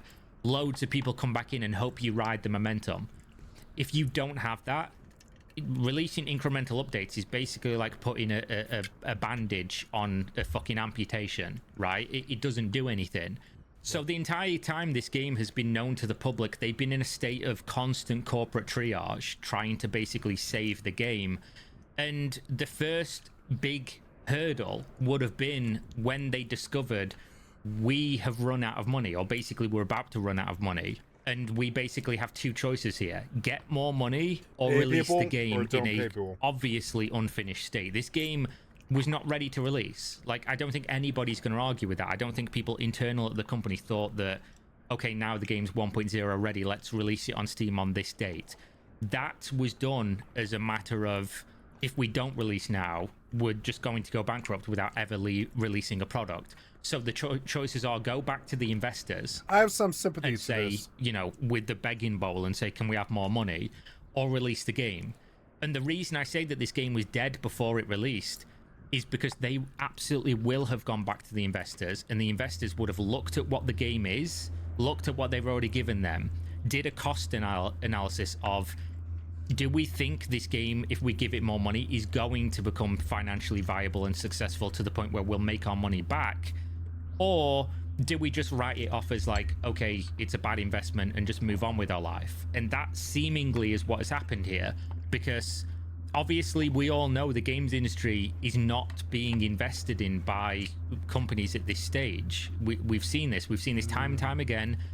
Dozens, maybe even hundreds of studios at this point, between 2018, maybe a little bit earlier, maybe a little bit later, to now, have been created and been funded. Private equity, venture capitalists, Tencent, you know, these big companies, big publishers, Riot Games, things of this nature, and they've stopped being funded. New studios have stopped being opened with this investment. It's just the time of the money spigot for, oh, we worked on this game, now we're going to make another similar game, has completely dried up, and it's been dried up for a while.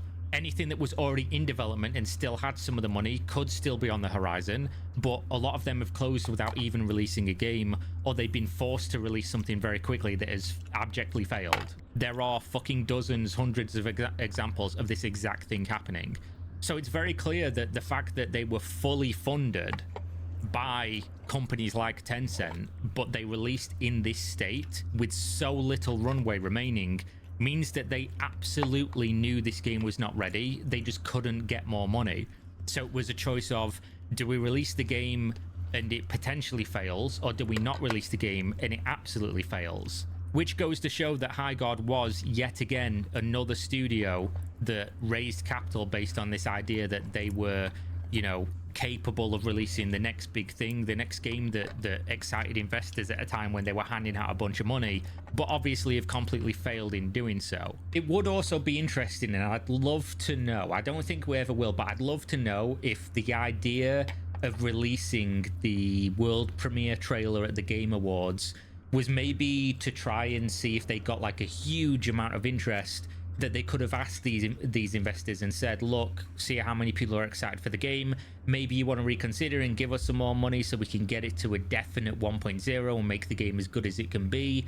And then of course the actual reaction to the trailer was so monumentally bad that it really backfired, because obviously the game in that trailer was given a release date, but you can always delay a game. That would make the Game Awards trailer make a lot more sense, and why exactly they did that, and why they seemingly didn't even have a well-prepared trailer that showed what the game was going to be. It really does make me wonder whether or not they had already by that point asked for investment, or maybe they were going to use the trailer announcement as a jumping off point to say, look guys, we have run out of money, but if you give us more, look at how many people are into the game. This definitely still could be a big thing. And I think we really have to start looking at some of these things where the studio have said, essentially, you know, we're an indie studio, we're not making this game because a corporate overlord told us to. We're not owned by any of these big publishers or anything like this. We decided we wanted to make this game.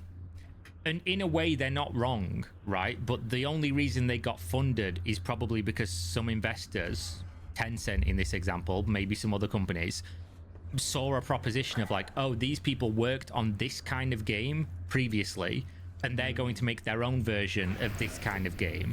So because they already have that tenure, that expertise, let's fund them, and maybe this version of the game that they make can compete with this already commercially viable product that makes a bunch of money. That's how they get the funding. So you're faced already immediately with the conundrum of maybe all these employees that worked at this company wouldn't have had this job, and they wouldn't have been able to be paid for these many years on trying to make something successful if it wasn't for the fact that the studio decided to make something in a really competitive environment where they would have to make something that was like really great, right? That would stand amongst these peers. Not even draw an audience from those already successful products. Otherwise, not even Arc Raiders, which is one of the most successful right now in the West, anyways, is even that groundbreaking. Nobody would have given them money in the first place. They couldn't have said, oh, let's make this thing we don't have a ton of success making, because nobody would have given them any money. So they went to where the money was, they got the money, they decided to try and make this thing that had a built-in expectation from day one of being a massive commercial success, and then publicly told people we don't need to be a big commercial success, we don't need a ton of players. But obviously the quality of the product was something that even the investors disagreed with being worth giving more money, throwing more good money after bad. And instead what you're left with is just another live service failure from people who raised money on this expectation and couldn't deliver. And obviously what you've got is an industry where you've got articles like this. 1/3 of US video game industry workers were laid off over the last 2 years. And these layoffs have been happening for like 4 or 5 years at this stage. Based on surveys from early 2026, approximately 48% of games industry professionals who were laid off in previous 2 years are still seeking re-employment within the industry. Oh, so no. not only is The outside devs did get investment not fucked. coming into the games industry, but everyone that's laid off from one of these companies, from any of these See, companies, I called for this, there's no and I new should have jobs. been more Nobody's- careful. I called for this problem to happen. I was like, the devs have been fucking us. It's time for their reckoning. And they do need a reckoning, but I didn't want it ever to be this bad. I didn't want, like normal developers being hurt. I'm talking about the big ones.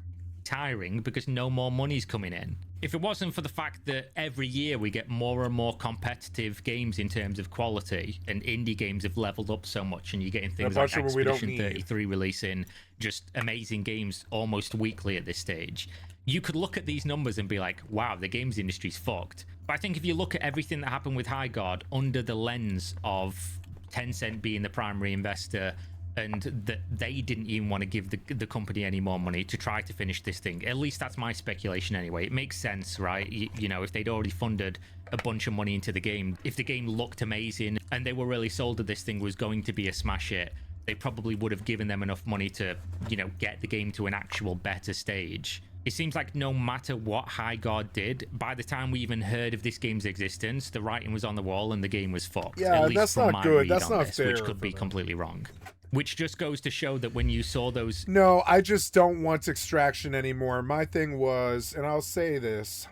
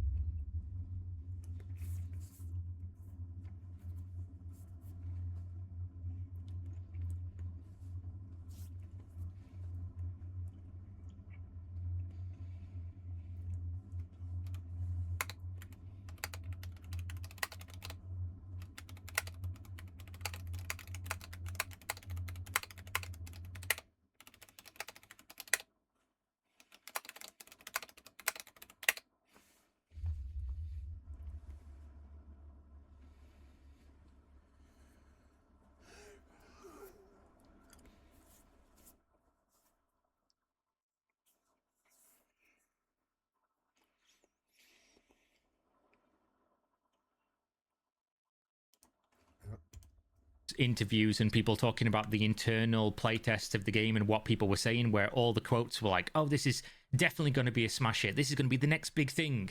Just really how out of touch everything was regarding this game from day one. And again, I don't subscribe to the opinion that this is the toxic gamer culture that made this game fail, because it seems to me like it wasn't just the toxic gamers that didn't think this was going to be successful, but potentially even the investors and everybody who actually played the game and tried to enjoy the game, because those people are not. You know, I turned off the Skill Up channel. I would have to go back and look for it, because they won't ever recommend it to me again. And I used to watch a lot of Skill Up, because I was like, looking for new games, looking for new games, looking for new games.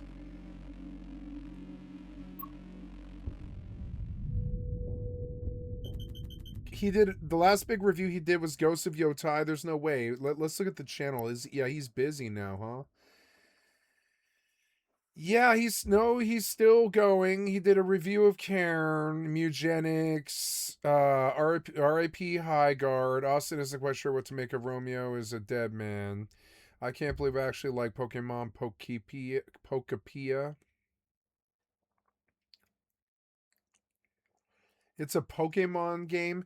Horizon Hunter's Gathering revealed, plus Ashes of Creation drama and all that. And Ashes of Creation collapses and all this. And yeah, he is still doing his whole corpo thing. He did a review of The Altars.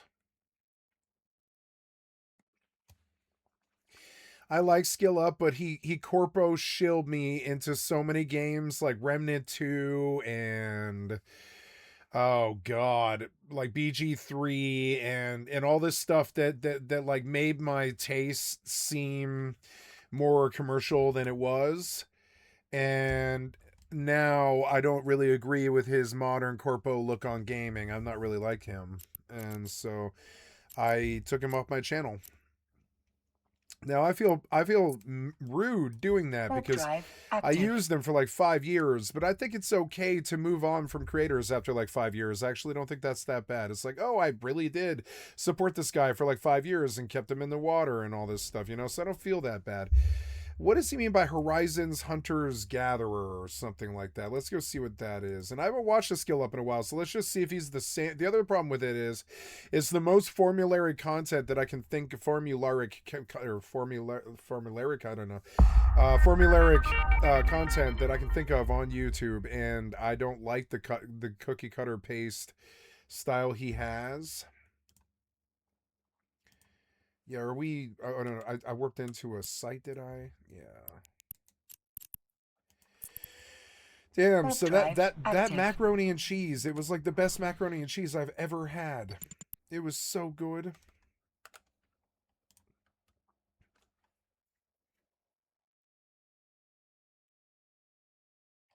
You can't load this, or what? You just can't load the video, or you're not playing it, or what? Shall we want to reclaim your personal data, protecting you is. from identity theft? The first thing is like an ad. It's not even like he starts talking about content yet. He's just like, here's your first ad.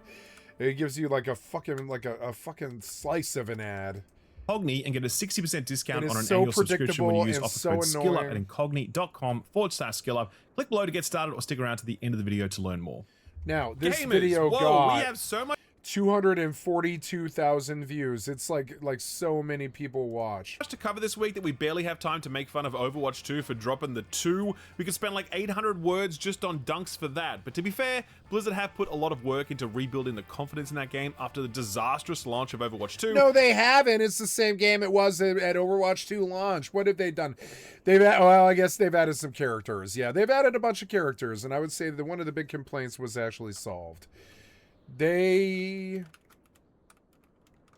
Oops. Now, you are going to get me killed doing that. Don't do it. Don't do that. Don't do that. Give me control of my character. Stop this. Don't do this. I don't want to die.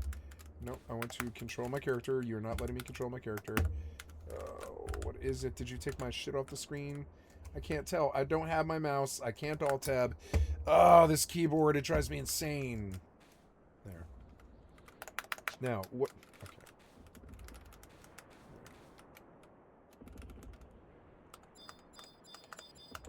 I mean, the Alchemist will drop the Cure 6, you know, or whatever, Cure 5.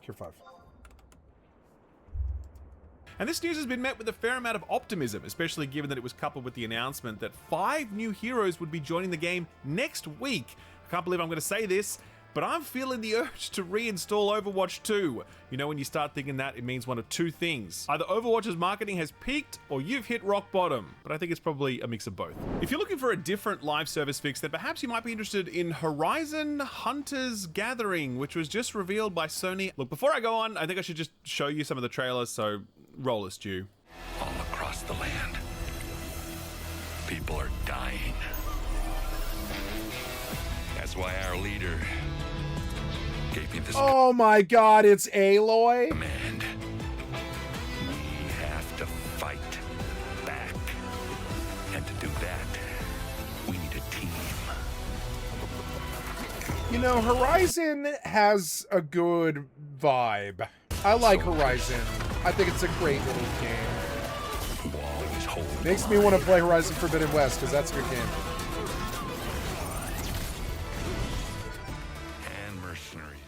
I played a lot of Horizon Forbidden West. I played it like a sandbox, because it is a sandbox, and it's a good one. It's long.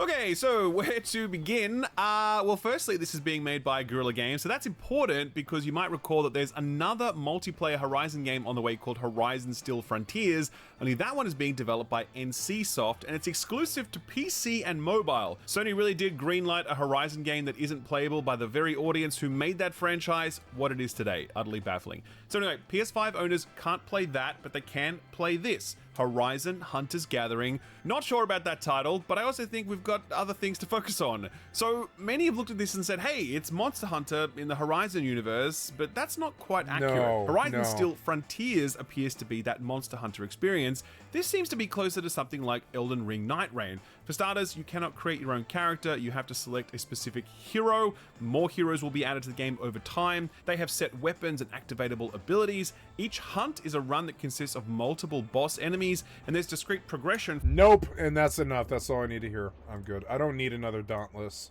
No longer playing and aren't returning despite there being updates. But yeah, I think that's about it. I don't think there'll be any games that I more want to play. huge updates It's regarding the honest to God truth. It's the takeaway for the devs. They aren't games that I want to play. I don't think Highguard is a game I want to play. I don't need another Fortnite. I already have I already have a honest to God Fortnite addiction that's gone to like 1,000 wins. I don't need another Fortnite. It's like I'm not that audience. It's not my fault that I'm not that audience either. I'm not that audience.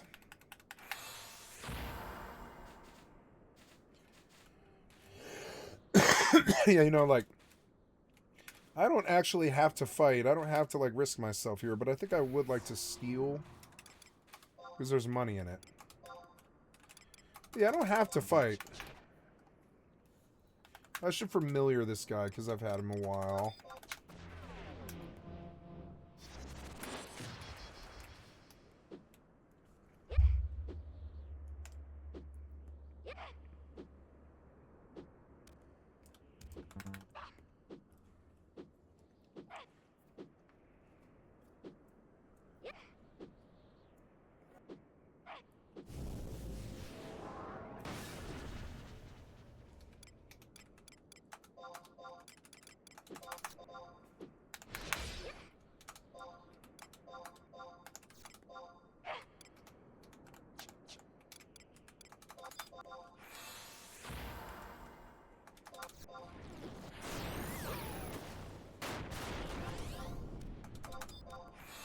That did no damage to me somehow.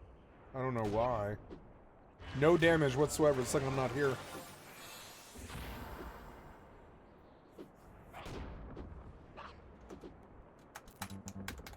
And he's out because he bombed. There's regen 3. I mean, regen 3 is not a bad scroll that I probably need. Maybe. No, maybe I have regen 2 or 3. No, I get that next level. That's good. That's a good scroll to get. I should go mail it. So I can get it again, I guess? Yeah, I should go mail this, which is so annoying. But I mean, hey, I came up on loot. And that's good. You know, I'm going to lose the sheep, but oh well, I came up on loot. It's actually good. I came up on loot I needed. So, this one we're going to mail to ourselves, which is kind of annoying. Because if it can't drop again. If it drops again, it gets thrown away because you already have a rare X, like a BOP scroll basically. And so I can't get another regen 3 scroll or like a Shelra scroll if I put them away. So I actually now have to go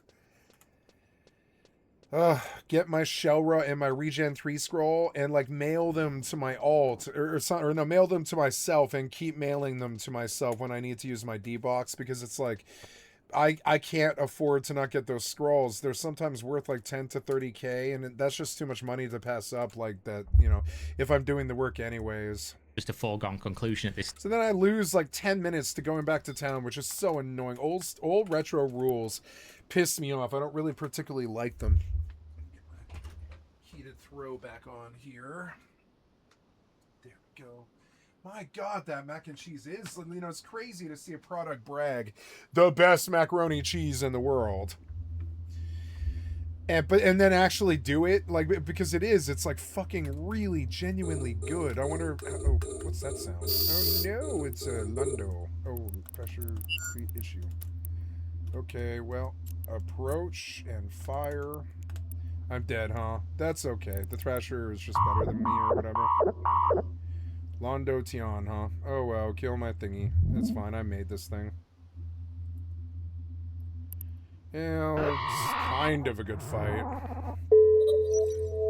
Yeah, I got him through the structure. Nice. Good fight. Good fight.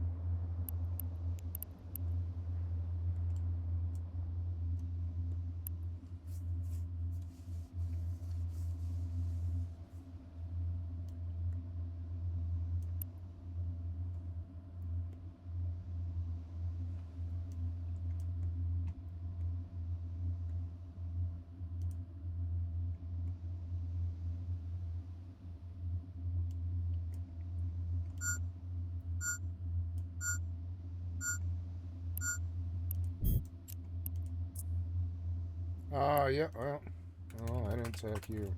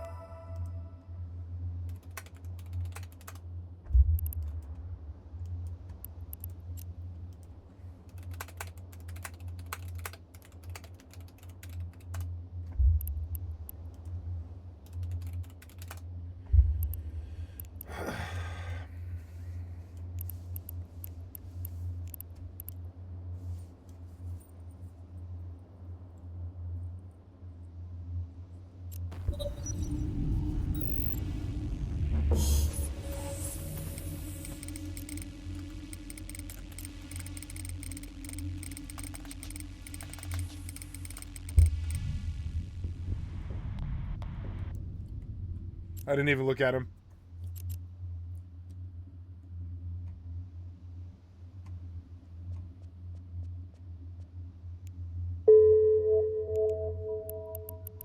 Okay, I guess I'll grab another Tristan to come out there.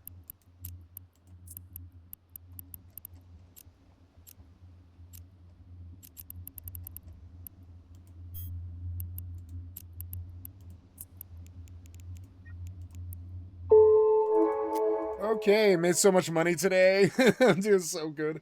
I don't care about a fucking ship loss. I don't. I made so much money today. I'm doing good. Alright, back out there in a Tristan.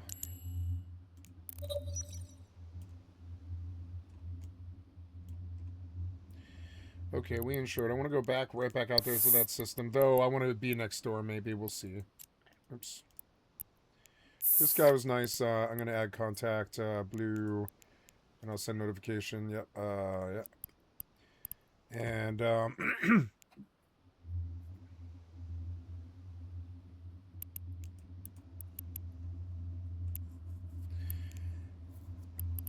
ooh, 3,000 LP. I mean, I made money. Honestly, I'm good. You know, I'm fine. Yeah. So now I didn't make money, but I mean, like, yeah, I made money with that. I did. I made money with that ship. I made more than I lost. I'm fairly sure. So now I am going out to mail scrolls to myself to get around BOP's scroll bullshit. Autopilot engaged. Autopilot disabled. Autopilot laggy. engaged. Go get me back out there. Okay, 16 jumps Warping back to the fuck out Stargate. there. Warp You have drive active. yep, shorter, yeah. Okay, here we go. This guy dropped a scroll of regen 3, which is really good.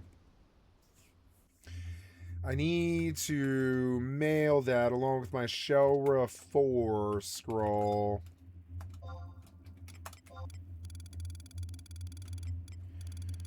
Now,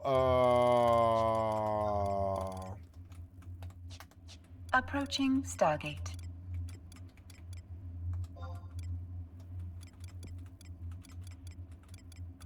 Shelra 4. Shelra 4.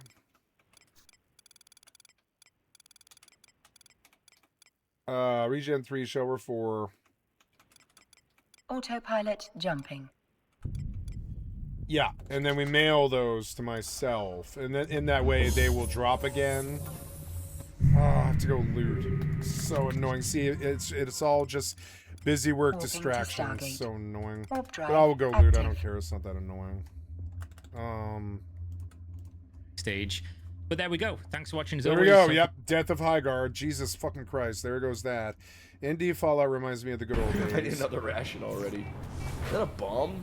Yeah, and you're standing hey, on it. I'm always, and by always I mean sporadically, streaming Standing over on Twitch bombs. for those of you that didn't know. And I've got a Patreon for exclusive content if you'd like to help support the channels. Anyways, back to the...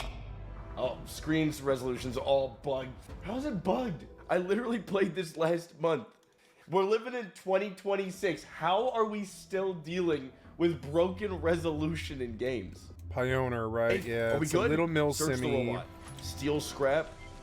Reminds Oh my me gosh, that of... is painful. Autopilot there's some legendary jumping. loot. And by legendary, I mean probably incredibly common. I can read this? They'll have... Ah! Get. Warping to Stargate. Shit. Warp drive I mean, it Oh, looks good enough. Oh, okay, we got feisty. Get over here. I know that you're mortal. Get over here. DQ out. Give me a monster loot. We got Sprinter Salad, a med kit. Oh, what is this? Nothing, absolutely nothing in that giant crate. Dude, one day I will find ammo for my gun and be able to complete the quest. One of those, huh? RGO hand grenade, pick them all up, dude. Take them all. I'm so sorry. Oh my gosh. Holy frick, these guys are not easy. Yes, I know, I'm hurt. It's another Tarkov Milsim looking game. It looks good enough, but it looks like really rough, like early access. Game. I know. All I have is a pair of jeans, okay? Ugh. Nope. As long as they don't hit you. Patrolling Indie Fallout makes you wish Bethesda would release those damn Warping to remasters already. Stargate. Oh my god. Warp drive active. This was not the right ability. Damn it. And I want to go out of it. Yeah, I guess we go back in, huh? No, I have to go loot this thing. I guess I could have mailed to Approaching myself, but Stargate. no, I couldn't have because all my send boxes are blocked. Stupid mail system from PlayStation 2. They should have fixed it way back then.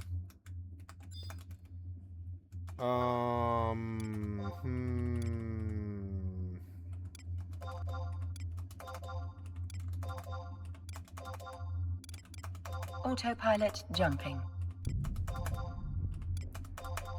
Gold beast coins. There we go. Okay, I looted my box. Getting back in the Final Fantasy saddle. Warping to Stargate. Warp drive active. It's not good enough. Okay, fam, I think they may actually be doing it. I didn't think they could. I thought it looked too good to be true. There had to be some catch, but I think that Crimson Desert actually just is like totally insane and crazy. I think it actually is good.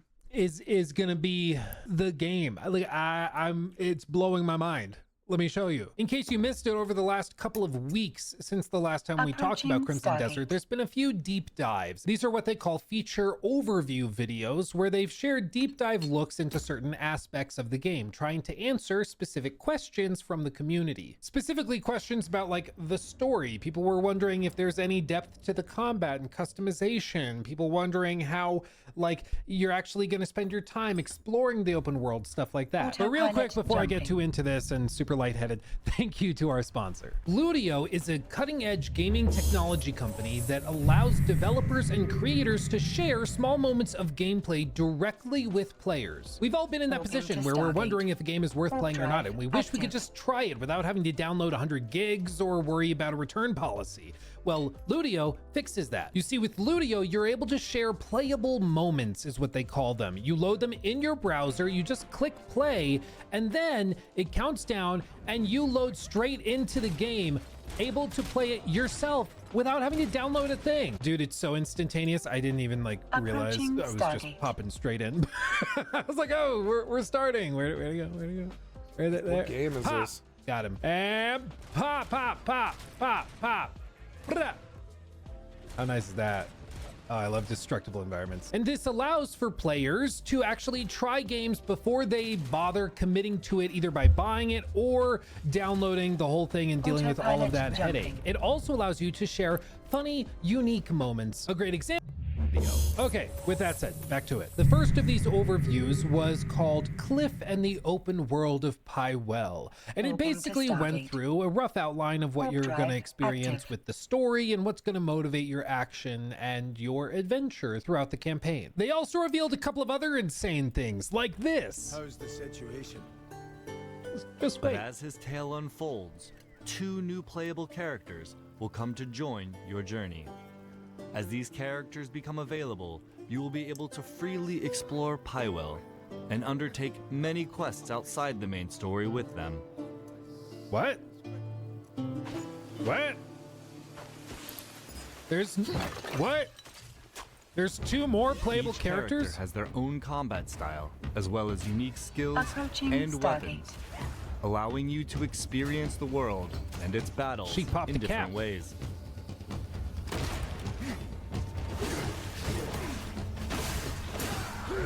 Oh, that looks good.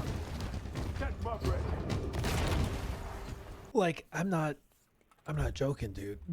They just have 2 more playable characters. Jumping. To be clear, I did ask Will Powers about this. If you don't know, Will is the head of marketing for Pearl Abyss with Crimson Desert, and I've had him on stream. I talked to him for a full hour there. I interviewed him back in December for the New Games Plus showcase, which is where the news broke that this game's map is bigger than Red Dead Redemption 2's. But when I asked him about the playable characters specifically, he wanted to stress that they are not additional protagonists, but specifically additional playable characters. Again, level setting expectations.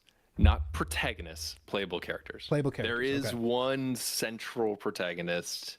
You are Cliff. You're your version of Cliff through your skill sets. Like there are ways that you can do light RPing, like in terms of how you progress and make Cliff your own.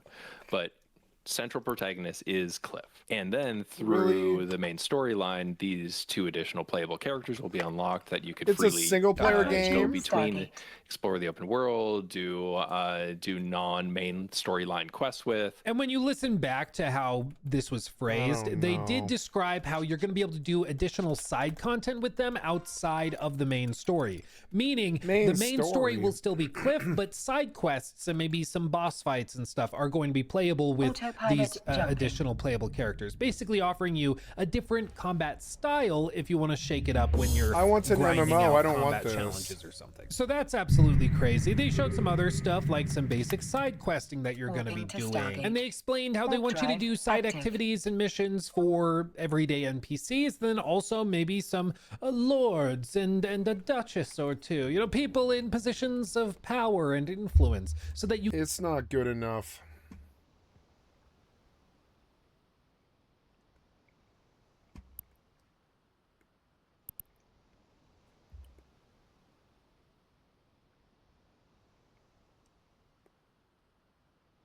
Approaching Stargate.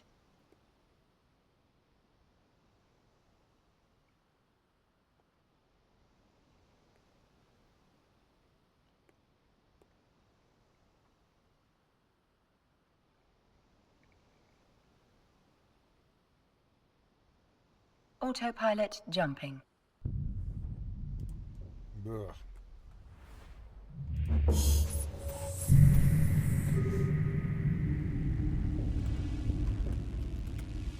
Warping to Stargate. Warp drive active.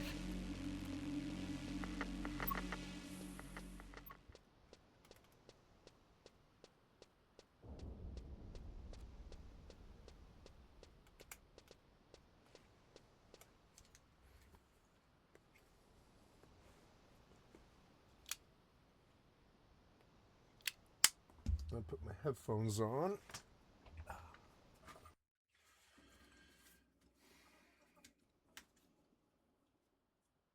Approaching Stargate.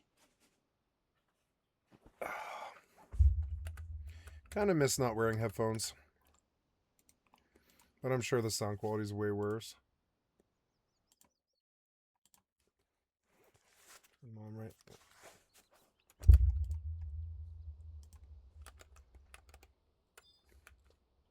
Jeffrey Epstein, the name on everybody's lips, and apparently in the inbox of scores of politicians, celebrities, and business tycoons.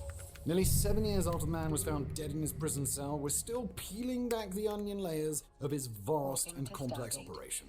The Epstein files have been dripping out for months now and represent a vast amount of information about the man, his associates, and how his operation was able to run with such relative smoothness for so long. This was a man whose depravity will mark him as one of those notorious figures in history. Sex crimes against children, a dangerous thirst for power, and a darkness that's already engulfed countless lives. So, let's take a look at some of the most depraved shit from the Epstein files, shall we? Perhaps the most depraved aspect of the Epstein files is not a single story or a single victim, but the fact that this shocking conveyor belt of horror was carried out with the precision and single-mindedness of a multi-million-dollar company. It was slick, highly organized, and we're still only just beginning to understand it all. At its center was, of course, Jeffrey Epstein, the big dog. But fat out from there, and you find a tight web of numerous people involved. Ghislaine Maxwell, Epstein's partner, who's currently serving a 20-year sentence for child trafficking and connected offenses, functioned as a chief operator. She would help recruit, groom, and manage underage girls, train them in how to behave, and act as an intermediary between Epstein and his victims. In her trial, one victim said that Maxwell had opened the door to hell. Then you have Sarah Kellen, born Sarah Kensington, a former interior designer who started working for Epstein in the early 2000s, initially as an assistant in his Manhattan office. However, numerous allegations claim that she also played a fundamental role in what was happening behind closed doors. Her responsibilities reportedly included scheduling massages, coordinating travel for victims, greeting them at properties, leading them to their rooms, and preparing spaces for whatever was going on. However, quite remarkably, she has never been charged with anything, and to rub salt into the wounds, she even applied for and received compensation from the Epstein Victims Compensation Program, asserting that she was also a victim of his abuse. She currently owns luxury property in both New York and Florida. Oh my $11 God. million, so she's not doing too bad compared to some of the other victims. Alongside her was Leslie Groff, who apparently looked after the girl's living needs as well as maintaining the rules of behavior, allegedly. Nadia Marcinko, also known as Nada Marcinkova, whose responsibilities from piloting Epstein's Boeing 727-100 aircraft, referred to as the Lolita Express, more on that later, and general assistant, who sometimes took part in the depraved activities, allegedly. One victim testified that Epstein told her that he had bought Marcinko from her parents in Czechoslovakia in the 1990s. If anyone else said something like that, it would sound far-fetched. But this was Jeffrey Epstein, Jean-Luc Brunel was an evil little man who was investigated by Diane Sawyer in 60 Minutes over wide-ranging allegations that he used to routinely drug and rape women in the Paris modeling world in the 1980s and 90s, but again, no charges were ever brought. Probably no surprise that he fell in love with Epstein's crowd in the 2000s, with Virginia Giuffre accusing Brunel of having sexually trafficked girls for Epstein for years. Brunel put out a statement saying, "I strongly deny having committed any illicit acts or any wrongdoing in the course of my work as a scouter or model agency's manager." End quote. The fact that flight logs suggest he made no fewer than 25 trips aboard Epstein's plane might suggest otherwise. Allegedly. He was finally arrested in 2020 and charged with several offences, but he hanged himself in his cell in 2022. According to one report in the files, on Epstein's birthday, 12-year-old triplets were flown over from France for his pleasure. It's not clear whether Brunel was the giftee, but the sheer number of horrid stories involving this man means his suicide was, widely welcomed, let's say. Darren Endyke was Epstein's lawyer, and while there's little in terms of direct links with the most sordid behaviour, he has been sued for aiding, abetting, and facilitating Epstein's sex trafficking operation by helping him build a massively successful company. He also received a nice $50 million in Epstein's will, the largest of any beneficiary. Probably says a lot, doesn't it? Allegedly. Richard Kahn was the accountant who kept the insidious operation ticking over and no doubt sheltered it from prying eyes. Epstein liked to pay with cash as much as possible for obvious reasons, and Kahn was the man to ensure that there was always plenty of dirty Benjamins at hand. Both Kahn and Endyke have been subpoenaed for more information on Epstein as of February 2026, and things might not work out so well for them depending on how far the FBI want to go. These were the leading players, but below that was an ecosystem where people had to know what was going on. Drivers transported girls between properties, airports, and residences. Some testified that they didn't realize ages or purposes, while others acknowledged that they had an inkling but never knew the full scope. And then you've got to think about housekeepers, cleaners, guards, and probably many more that we didn't even think about. This wasn't just one evil man operating in the shadows. This was a fully functioning operation with a wide array of characters with clearly defined roles. Of all that's been said about Epstein, his island of horror, and the maniacal system that kept it all running, we have never heard anything about murder. That is until the most recent file drop. Now, we need to tread very carefully here. All of this is completely unverified at this point. All of this is very alleged. Allegations, just covering all my bases here, by a redacted source have been made that a young girl was sadistically tortured and ultimately murdered on Epstein Island. At this stage, there's nothing else to go on, but survivors have reported being told that people who caused problems disappeared on the island. It was made perfectly clear to them that they were far from formal jurisdiction and that island law was administered by those who had brought them there. Conspiracy theories surrounding Epstein Island have run wild since the name came to light in 2019. Everything from secret graves on the island, rooms built specifically for torture and ultimately execution. It's like Shutter Island, numerous missing basically. people linked to Jeffrey Epstein, allegedly. The official police It looks like narrative is Shutter that Island. none of that was found on the island, but at this point, there are plenty of people who don't believe the official narrative. Was a young girl really tortured and killed on the island? Skeptics will tell you it's unlikely and there's no hard evidence, but those are probably the same people who told you back in 2019 that a secret island where the rich and famous could come to have sex with underage girls was conspiracy theory waffle. Not all of Epstein's horrors took place on the ground. In 2001, as with many people with more money than they know what to do with, Jeffrey Epstein purchased an aircraft, a Boeing 727-100 to be exact. The aircraft had minor modifications, including a forward salon with a home theatre, a mid-cabin lounge and galley, and a private aft stateroom equipped with a queen-size bed and an ensuite lavatory. And this is where the story of this particular Boeing 727-100 deviates quite dramatically from others. It eventually got the nickname the Lolita Express because it had a tendency to arrive with a gaggle of worryingly young-looking women. Flight logs entered into evidence showed the aircraft was used frequently, with trips between New York, Florida, New Mexico, the US Virgin Islands, and international destinations. Epstein personally logged 600 hours on board the aircraft a year, often with guests on board. But the thing is, this wasn't used simply to get from A to B. Numerous testimonies and new information from the Epstein files have talked about sex parties with minors on board the aircraft organized by Epstein's fixer-in-chief, Ghislaine Maxwell, and all of the flight logs are publicly available. Usually it includes specific names, but scan through carefully and you'll notice countless flights that include one woman or two women. Some big names jump out at you. Bill Clinton reportedly flew on the aircraft 27 times. Naomi Campbell, Kevin Spacey, Chris Tucker, and while the name Donald Trump doesn't appear in the logs, several have stated that he flew on the Lolita Express more than once. Epstein once told author Michael Wolff that Trump had first consummated his new relationship with Melania while on board the plane. Pilots Larry Vasosky and David Rogers appear repeatedly in records as regular crew members, and both testified in legal proceedings. They described flying Epstein and his guests for years, with Vasosky acknowledging seeing young girls on flights, though he said he did not know their ages or circumstances. The Lolita Express became a key part of the large case against Epstein and Maxwell. If you want to traffic people, one of the biggest issues is transportation. Airports ask for passports and eventually begin to put two and two together. But when you've got your own private plane, you simply park on the runway of a remote airfield and step aboard. No TSA, no passports, no questions. Jeffrey Epstein owned numerous properties across the world, but none became as notorious as Little St. James, the island that he purchased in the 1990s. The island is small, roughly 70 to 78 acres, and is part of the United States Virgin Islands. It has a main house, 3 guest cottages, a caretaker cottage, a private desalination system, a helipad, and a dock, but Epstein was constantly upgrading things. The most recent photos from the island show what can only be described as a bizarre temple with a classic synagogue design. Did Epstein find God amidst rampant sex offending? Well, who knows, but I'm going to guess the answer's no. In 2008, Epstein's estate on Little St. James had 70 staff who all had to sign non-disclosure agreements, and now we know why. Little St. James, also referred to as Epstein Island, Orgy Island, P-Word Island, the Isle of Babes, and perhaps most appropriately, the Island of Sin, was the setting of events that still haven't fully come to light. But the Epstein files have given us a glimpse.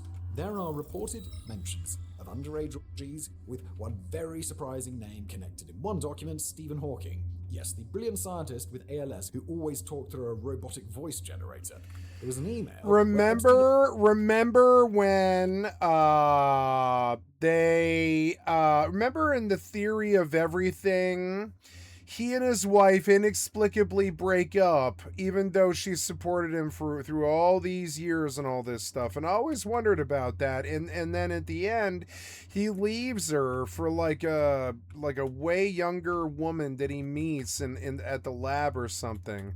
And it was like really kind of crazy. That's how his personal life went. I always wonder why they had their tiff, and now I maybe know. Appeals to a friend, Virginia Giuffre, to disprove allegations of Giuffre's that Hawking had been involved in an orgy. To be clear, Giuffre never accused him. Oh my god. His inclusion is without a doubt the weirdest name in the Epstein files. Testimony from people working at the control tower at the St. Thomas Airfield, where the Lolita Express would arrive, claimed that girls, who often looked 16 or under, were coming and going from the island. They were often wearing baggy college sweaters and carrying designer shopping bags. Several victims stated that they were flown to the island aboard his plane, sometimes without clear information about where they were going, for how long, or who would be present. Once there, they described being surrounded by staff, guests, and guards with no independent means of leaving. Search warrants executed in 2019 recovered electronic devices, documents, and other materials from the islands, along with some pretty bizarre stuff. Creepy masks, a dentist's chair, ghoulish art, often with half-naked girls in, a blackboard that had the words power and deception written on it, stuffed animals, and a room with firefighter gear and police uniforms, which I'm guessing weren't used for health and safety training days. And all right, got too dark. I am going to go to bed now, and it is Thursday night going into Friday, and I'm going to stop by recording now with a reminder that you've been watching Skycatlive. I'm a full-time variety gamer. Put me on in the background. Click on the cast face to donate. Come to the Twitch or the YouTube. Give me a like, sub, or follow. Had a lot of fun today playing video games and stuff. Come check me out. We'll do the same thing again tomorrow. Although tomorrow I got to go shopping. It'll be a little bit later in the day because I got to go shopping for stuff. So, but I will see you tomorrow. I am going to stop the recording here with a reminder that I have thousands of videos on my YouTube channel that all are good sessions like this. Come check me out. Give me some love. I thank you for paying attention to my boring long form content. I love you guys. You know, I don't care if it's boring. I love what I do. You know, I don't care. I love you guys. I'm going to stop recording.